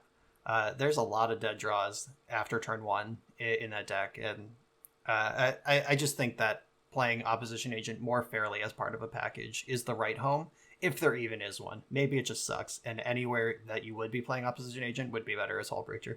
So I think it's safe to say that we all agree that these are like fine cards. Like, they weren't too pushed. They're in that, that sweet spot. Whoa, hold on. Like, Hull Breacher is like maybe not going to be okay for Vintage long term. I don't know that I'm okay with saying that. Its numbers are dropping. Like, I'm a PO player. Like, most of the PO players have caught Hull Breacher. Like, it's when you add in Hull Breacher, you have too many cards in your deck now that are bad against shops and Bazaar decks. Like, you can keep up with the blue decks now, but you just can't beat the other two. Like, Phil, I tried it for multiple challenges, multiple leagues. It's too much because you have Pyroblast, Flusterstorm, Mental Misstep. Now you're adding in Hull Breachers. Like, you just have too many dead cards in your deck. Isn't Hull Breacher great versus Bazaar? Like, activate Bazaar, no, it's a replacement. Oh, shit. Yeah, not if they're dredging already. But, like, I don't know. Like, I haven't touched a whole lot of Vintage, but I think that card is good. Maybe... Well, I mean, we'll see. Like, Narset got restricted, and Hull Breacher is better than Narset for the most part. So... like, it's more castable and actually wins the game instead of just hanging out. I guess Narset's card advantage is better, but I don't know. Like, we'll see where it lands. But I think both of these cards, going back to Brian's original point in Legacy, Hull Breacher is on the top end of fine, and Opposition Agent is on the bottom end of fine. Yeah, that's a great way to put it. I agree with that. So this next card, Clothis, God of Destiny. We didn't talk about it during spoiler season, but I remember reading it and going like, this card's going to be good in Standard. And then that was like the end of my thought. It turns out it's just like really good in Snow Mirrors and against Rug Delver. It's not like too good. It's just really good though, which is weird because like you can get your Oko into play and like you can gain enough life so that you can offset it. It does some really cool work along the way, chipping away at graveyards. It's just like a good, solid option to have, and it was a go-to sideboard card for a long time. And some people even tried shoving that into the main deck of a couple of different decks. Yeah, I mean, it's like Relic of Progenitus with a taste of the Deathrite Shaman. And, like, one of those cards is banned and one sees play sometimes. And, like, if you average sees play sometimes with banned, you get a good card. And that's Clothis. I think it also helped with coinciding of the death of Miracles this year. Because, like, Miracles was, like, the king for a very long time. And they even stuck around post top banning, and 2020 is like really the year that Snow replaced Miracles, and we just saw like 0 copies of Celestial Purge, and that helped with Clothis. That card was really hard to get off the table for a long time. Like, again, cards like Skyclave Apparition give you outs to things that otherwise might not be easily answerable, and that's a great example of one. I think we should let Brian take the next card, by the way, because I feel like me talking about this card would be a disservice. I agree. We're gonna need a bigger boat. Are there any other like famous shark words I can say? I don't know. Do. All right. So now I'm done. So all right, Shark Typhoon. This card, obviously, I was very excited about when it was spoiled. I played Shark still at one of the Eternal Weekend events. I played it at Gen Con. I recorded a number of leagues with it.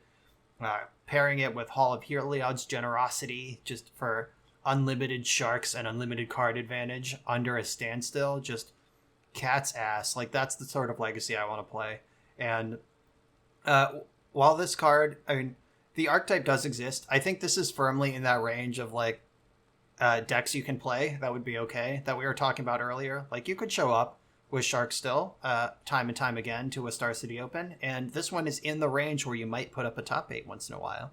But, I mean, it's obviously not quite Snow. And the, but, like, that end game is sweet. It's gotten a bunch of other versions, like White Faces played Shark Blade with Stoneforge Mystic, tried to bring that back. I've put it into like a combo shell with Replenish. I've put it into a combo shell with Energy Field and Helm. I've put it in a number of different Jeskai, straight blue-white, regular control decks with no combo finish. And I think that card is mega sweet and is like the perfect kind of card to exist in Legacy. I hated it in Standard in my Pro Tour testing. Like, the Teamer Rec deck played Shark Typhoon in a way that I hated. But in Legacy, it's a good friend. But not only all of that, it fits in nicely with this other card on the list I want to talk about, which is Court of Cunning. And we could say Court of Grace also, just add that to the mix, which Court of Grace is certainly not, might not even be a meaningful upgrade, honestly, but it is a card you can play. But Court of Cunning is definitely a sweet card. And Shark Typhoon can protect your monarchy. It can steal the monarchy back. It exists in the blue shell. It's an enchantment that, like, if you're doing some sort of Replenish or Enlightened Tutor package, like Court of Cunning and Shark Typhoon, best friends. And, like, I'm just very happy with both of those printings. What do you guys think about Court of Cunning? I know that, like, in the early days, like right when the set released, I released a league on YouTube where I played 4 of them and I did very well. And then Jarvis streamed a slightly updated version of the deck like the next day. It got a lot of traction. A lot of like smart people were like, this card is bullshit. Like, is it?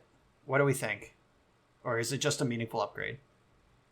I'm wondering why, if, like, I haven't played the card at all, so I'm just asking questions here, but, like, if the card is as good as you say it is, and I'm not saying that it's not, why isn't it seeing more play? Like, we're still seeing a lot of, like, the same snow stuff. Like, what is stopping this card from seeing more play, I guess is what I'm asking.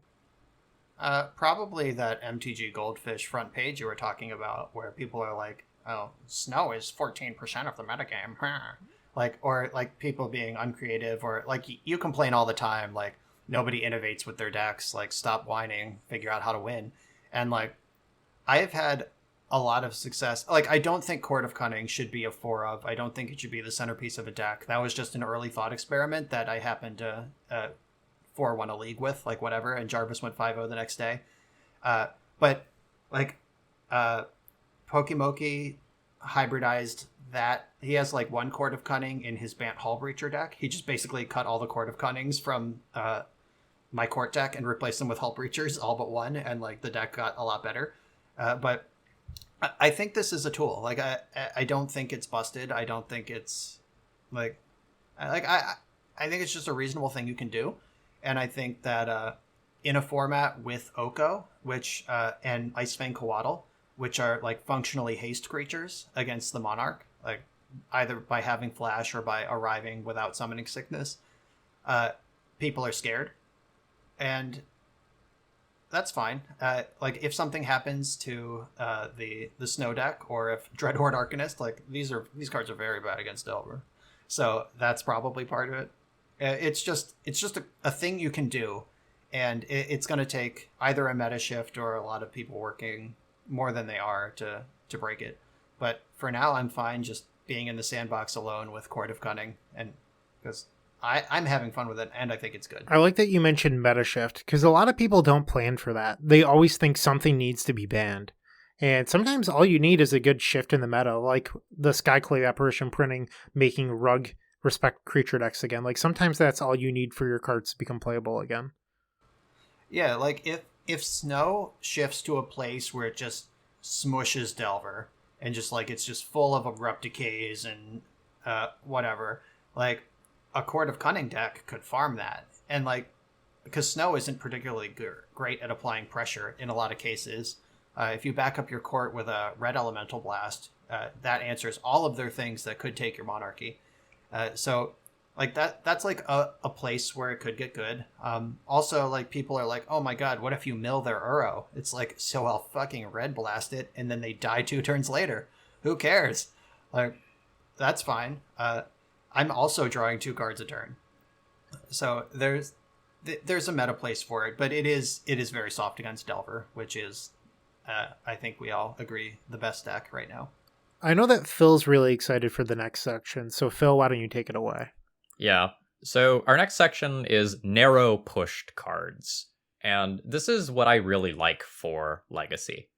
I like cards that are really strong, but have like one home.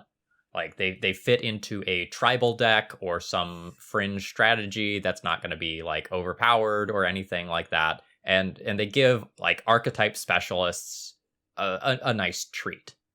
And we got 2 in the same set, Muxus and Allosaurus Shepherd, both of which are incredibly powerful for their respective archetypes, but it's really hard to port them over into other decks. I would agree. And I think it's like, honestly, it's a little bit of a shame that Goblins died out so quickly after Muxus. Like, it was like the bee's knees, to make another animal reference to the cat's butthole, or whatever it was that Brian said. But like, Muxus is like a sweet card. Like, Siege Gang always felt a little underwhelming, and Muxus seems to be like pretty goddamn good, right? So like, Goblins finally got a good top end that was better than Siege Gang Commander. But like, what annoys me sometimes is that like Legacy players, like, they're like, Allosaurus Shepherd's bullshit, I should get to counter everything. It's like, no, this creature's like fine. Like, I get that like it's a little bit pushed, and like that's the topic of what we're discussing right now. It's like, these are push cards that are not dominating the format. Like, Elves coming back is a good thing. Like, decks, like more decks being viable is a good thing, and people are just like, no, I shouldn't have to face Elves. Like, No, like decks are allowed to get better over time, and that these are good examples of like healthy printings. I do want to say, though, that Allosaurus Shepherd is at the absolute top of what I like. Like, this card is like protection against Chalice of the Void and counter spells and a win condition on a 1-mana card. This card is very good. It is very, very strong. If this had been pushed any harder, I would be scared. Yeah, so I think the place where Allosaurus Shepherd would be unreasonable is if its 6-mana ability was your creatures are 5/5s and not your elves are 5/5s. Yeah. Like the fact that it is this cool tool in any green deck, like you could put it in a Green Sun Zenith package and just like, you know, beat your local mono blue player. That's a thing you can do. But if you're not an elf deck, it's not going to win the game for you. So just paying off exactly elves in such a way is super cool. And like elves has been a great deck in Legacy for a long time. And you know what card is still legal in Legacy? Plague Engineer. Like, you forget about that one? Like, elves, the worst, like, other than, like, Counterbalance and Sensei's Top, probably the worst thing for elf, or no, it's Terminus. It's not even Counterbalance, it's Terminus. Since Terminus, the worst thing that could happen to elves is Plague Engineer. So they deserve a win. Like, the top band was a win for elves, and they were just a solid metagame contender for a while, and then Modern Horizons printed Plague Engineer, and elves just fell into the abyss. So give them something. Let them play. Yeah, they got their Destiny Spinner. That's what they got. Yes. The same upgrade that Enchantress got, elves also got, but one of these decks is good. Man, just Guy's Herald never seen play ever again. What a shame. Fuck that card. It wasn't getting played anyway. So there's one last card on this list that I added. Peer into the Abyss. It is exactly what Phil described. It has one home, and it's a sorcery speed ad nauseum in the Epic Storm. Like, for years, like we would say, hey, we wish ad nauseum was a sorcery. We want to be able to Burning Wish for it. Why is this thing an instant? They finally gave us an ad nauseum that they felt like was on the power level that we could Burning Wish for. It's still a 9-mana line, but like, it's super powerful when you cast it. It's just, it's niche. Yeah, that's the perfect card. So, and then that brings us into resurgent old cards. And if you've listened to the podcast for the last year, we've talked about all of these at least a little bit, because that's kind of the point of a 2020 in review. So we don't need to hit all these too hard, but like Carpet of Flowers emerged from the ashes to combat all these blue decks. Hooting Mandrills, turns out that dodging Abrupt Decay, dodging Lightning Bolt, all that, that's what people want to be doing again. Yep, dodging Skyclave Apparition. Submerge is back. That one, like, I remember saw a ton of play in like 2012, 2013, and then, a little bit more than half a decade, the card's back. Yeah, well, Submerge is back because the Delver Mirror is back. Like, what else was true in 2012, 2013? It's that Rug Delver Mirrors, you could expect to play a lot of them in a tournament. And that's true again. And Submerge is phenomenal there. Which brings us to our next card, Gemstone Mine. What do you do if you're just an honest Merit Lage player trying to make Merit Lage, but your deck is full of forests, and everyone's got Submerges in their deck? You cut all your forests and play Gemstone Mine and City of Brass, 5-color Rainbow Depths. Like, that's awesome. Yeah, great innovation. That's so cool. Yeah, you love to see that. That was an amazing innovation. And easiest 5-0 I ever had in a league. Like, honestly, that was like, I don't know. Like, it was like I was playing against kittens who didn't know how to play Magic very well. And Doomsday we talked about a bit already. Thassa's Oracle brought back Doomsday. You no longer have to be some sort of rocket surgeon to figure out how to make piles. The basic pile's pretty clean. Gilded Drake. That arrived with Esper Vial. What I found funny about this is that, like, somebody, I think it might have been Jeff Lynn, top-8'd a challenge with Gilded Drake in the board. And then, like, the very next week, they shot up to, like, $180. And people are like, oh my god, Esper Vial, like, it's creating this price spike. It's like, that was solely due to Commander. And it just happened to coincide at the same time. Yeah, it's a hot Commander card. It's a reserve list rare. Sorry, everybody.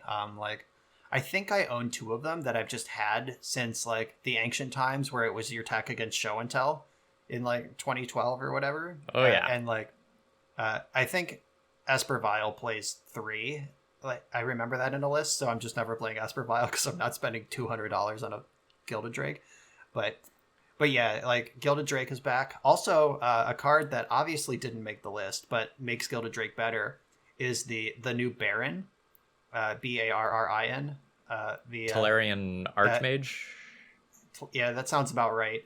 Yeah, Baron. I think he was in M21, right? Sounds right. Or okay, I hope that's true, but he might be a 2019 card. I don't actually know the answer, but like Baron.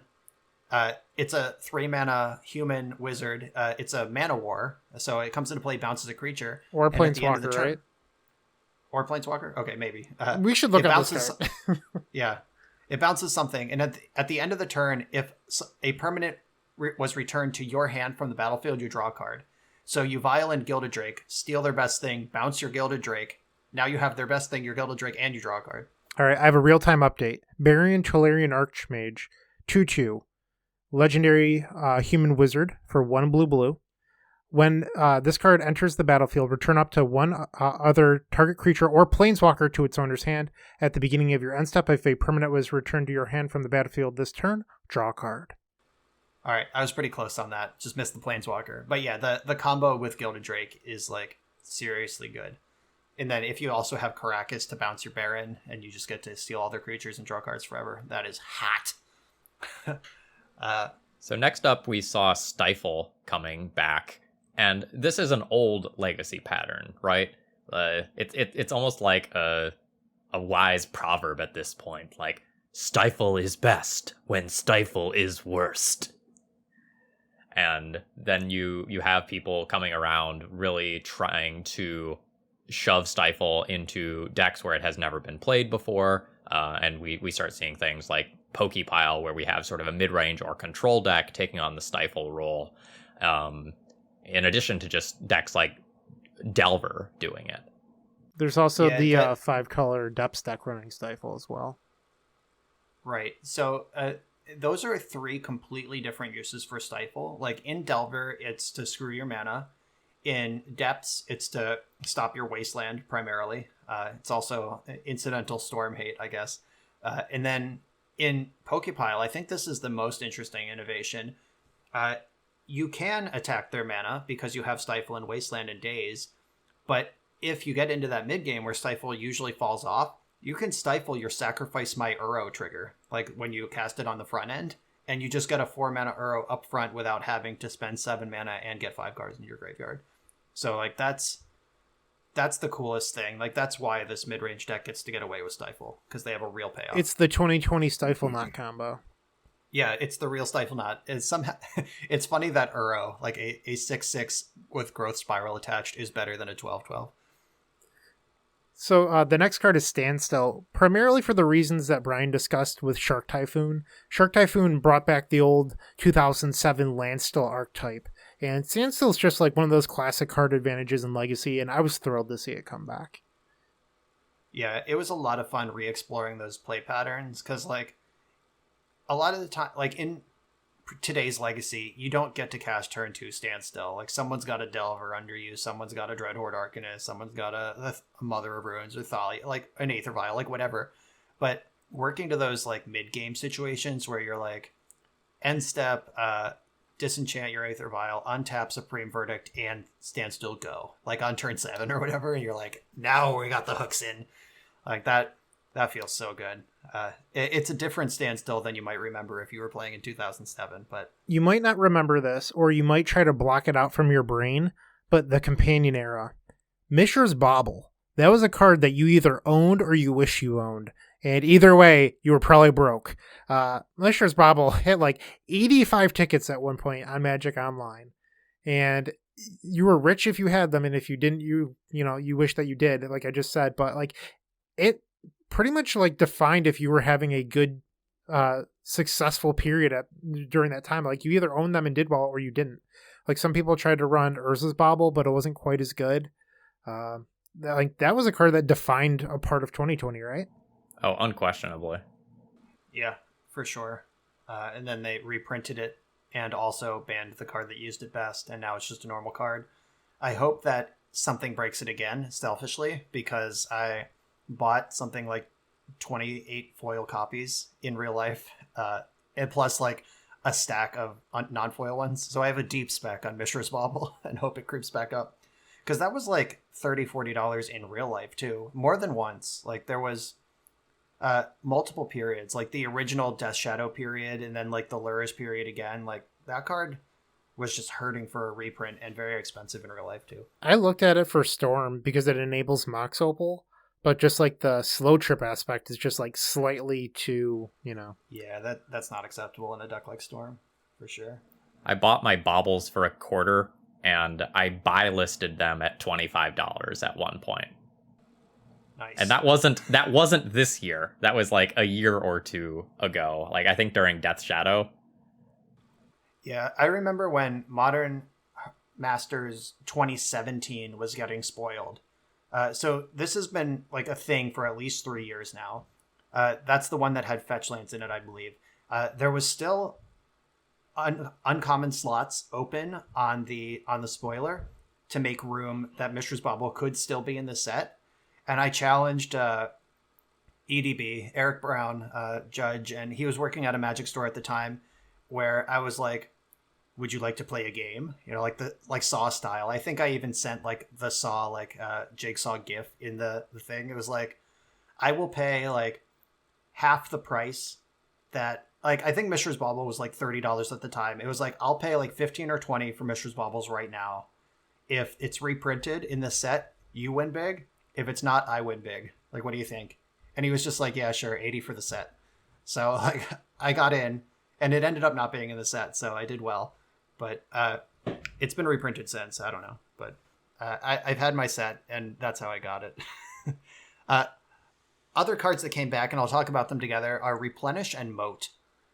Replenish, I talked about a little bit already. We got a whole slew of new Monarch enchantments. We got Shark Typhoon.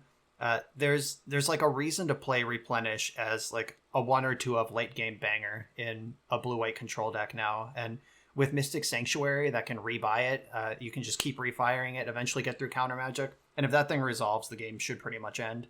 And Moat goes right with it. Like if you're building a white-based deck with an enchantment theme, Moat stops Dreadhorde Arcanist, Uro, Oko, Elves, most of Death and Taxes. Taxes has a lot of answers now. They used to have 4, now they have 8. But like there's just a lot of stuff that Moat shuts down. Like Rug Delver, if you can answer the Delvers, they basically can't beat it. So Moat is back, which is a shame because I only own 1 and I don't want to buy a second. And I think you need to play 2 if you're going to play any. So let's hope it's not as good, not actually good for our wallet's sake. All right. So wrapping things up, our final section of the day is sort of changes to the community itself that have happened over the last year. And kind of unfortunately, this is a bit of the low note for the episode. This year drove a lot of people out of Legacy, or even out of Magic for different reasons. For some people, like, the absence of paper Magic was just kind of the point where they fell off, they stopped watching coverage, they stopped wanting to play. For other people, they were frustrated with play patterns, or financially speaking, it was just time for them to sell their cards because, they got furloughed, they had real life stuff that was popping up, they were ready to buy a house. I lost a lot of Magic friends this year. Yeah, that's definitely true. The squeeze of the pandemic, both being expensive for some people who aren't working and removing the primary motivation of owning Magic cards, which is to play with them and see your friends. Just a lot of people saw like thousands of dollars just sitting on their shelf in a time where liquid cash is important. So that's rough. In better news, the online events, Legacy PTQs are a thing. The Eternal Weekend, Gen Con, and PAX all did the God accounts, and a lot of people got to play Legacy and Vintage for the first time just because card availability was not an issue. I have some concerns about who the demographic is that got to play it for free one time and can now afford to go build it in real life. Like, I feel like that's not going to be great for the format initially, but I guess if it could generate buzz of like, wow, Legacy's great, I wish I could play it normally. Hey, Wizards, please, like something. We're not going to turn this into a reserve list conversation, but like, if Wizards can do something, like, is it time for Snow-Covered Underground Sea? Like, please. Like, I wouldn't be shocked if moving forward we see an online Eternal Weekend and a paper Eternal Weekend, because it was super successful.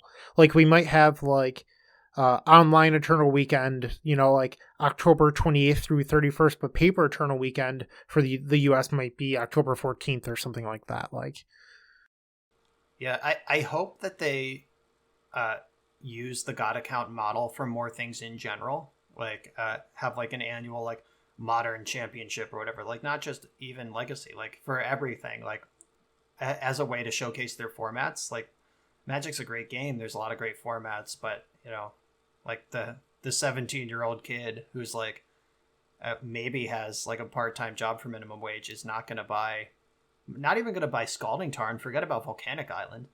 Like, so hopefully they find ways to showcase that. I just hope they don't replace the paper events with that. Like, I could see them like, oh, Eternal Weekend is like, you know, medium popular, it's a niche thing, we could just hold it online and make more money and like skip out on Nick costs and the TOs and the judges and everything. Oh, Magic would never make any decisions. Sorry, I couldn't do it. Phil can't finish the thought. So going back to the Thursday PTQs, I loved that during the one like bright spot of the companion era to me was the Thursday PTQs. I loved them. And then once they announced that they were arena PTQs, because like at that point, the Pro Tour was still like shrouded in mystery. There was no plan for what was going to happen yet. They announced that it was just going to be an arena Pro Tour. The PTQs for almost every format other than Modern quit firing. And I wish that didn't happen, because I think that's why we quit getting them. If they had continued, it would have been great, because now we get like is it quarterly or is it per period? Like in thirds, but we get like a PTQ like once every 3 or 4 months now, and it sucks. I wish that there was more, and I think like we as the Legacy community kind of blew that a little bit, but so did other formats as well. I just wish that we still had them. Yeah, coming up at the end of January 30th, January 24th, there is a vintage PTQ on Moto.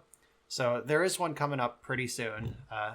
Doesn't help the Legacy players, but there's a glimpse of Eternal Magic being relevant to a pro career, which is kind of what we all hope for. Like, most Legacy players are not grinding PTQs, but if we can just like spike and go to the Pro Tour playing what we like, I mean, that's where all of my PT invites have come from, just modern tournaments. So it's pretty cool that that's available. Yeah, so go ahead. So after you, Philip. All right. A lot of online retailers and such, or individuals even, have started picking up some of the slack and have started trying to wiggle their way into the tournament series market. So we see independent events like the Mana Traders series and the Lotus Box events starting to pop up, and other people are trying to say, hey, can we organize something through, say, MTG Melee that is going to be fun, that people are going to enjoy, that still ends up being profitable for us? And it seems like a lot of people are enjoying grinding those events. We also saw in 2020 the rise of prelims and the death of prelims, and hopefully the rise of prelims again.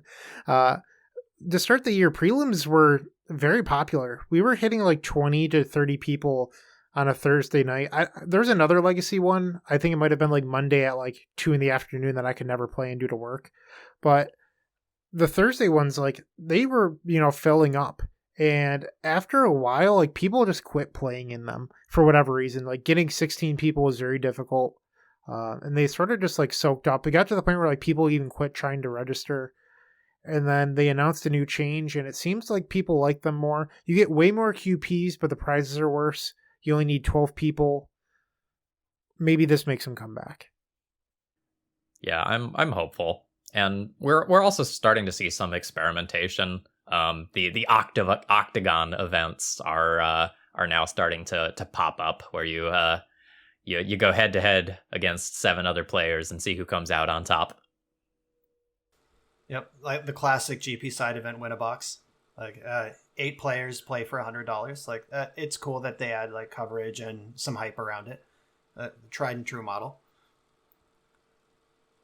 So I'm hoping that all of this is like sort of like a dam, like a temporary stopgap to like the flow of Legacy. I'm kind of hoping that like in the summer or whatever, whenever it is, maybe the fall, who the fuck knows, like when everyone's vaccinated and we can gather in large groups again, that like people are just going to be so hungry to play Legacy that like GP attendance just shatters records or something, you know, like that's kind of what I'm hoping for. I mean, right now the idea of shattering a GP record and being in the building with that many people is stressing me out, but I hope I'll be over it by then and back to being around people.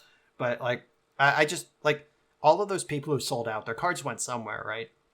Like unless like a collector is just keeping all the dual lands, or like because like if stores have them and they don't sell, the price will lower, so they sell. Like that, like stores don't want to own dual lands, stores want to sell dual lands. So I mean those cards went somewhere. So I'm hoping that there's a bunch of people who just fell in love with Legacy over the pandemic, ready to play their paper cards. So I am looking forward to the day where I can tell someone, please don't touch my cardboard. yeah, like don't touch my deck ever. Get your germy paws off my foils. Yeah, like I've made this joke before, but it's only like 20% a joke and 80% completely serious. That like using like newfound respect for germs that we've all gained through COVID to let people not touch my stuff sounds great. Like that, like what, like once per tournament you get just like the like sweaty rando who sits down and like reaches across the table into your dice and just like, you want a high roll with your own dice, and just like, fuck you. Like from the depth of my soul, like who do you think you are? If you just asked, I would have gotten my dice, but you reached like into my space, into my things to take them. I'm gonna call a judge immediately. So that's like a bitter, angry way to end the podcast. Somebody say something happy. All right, so we can I got it. All right.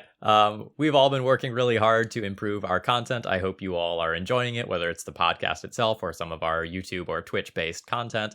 Happy New Year's to everyone, and here's to hoping 2021 is a bright, happy, and cheerful year. I think it's really Mirror Age's fault. We were all rooting for a great 2020 pun year and we got punished.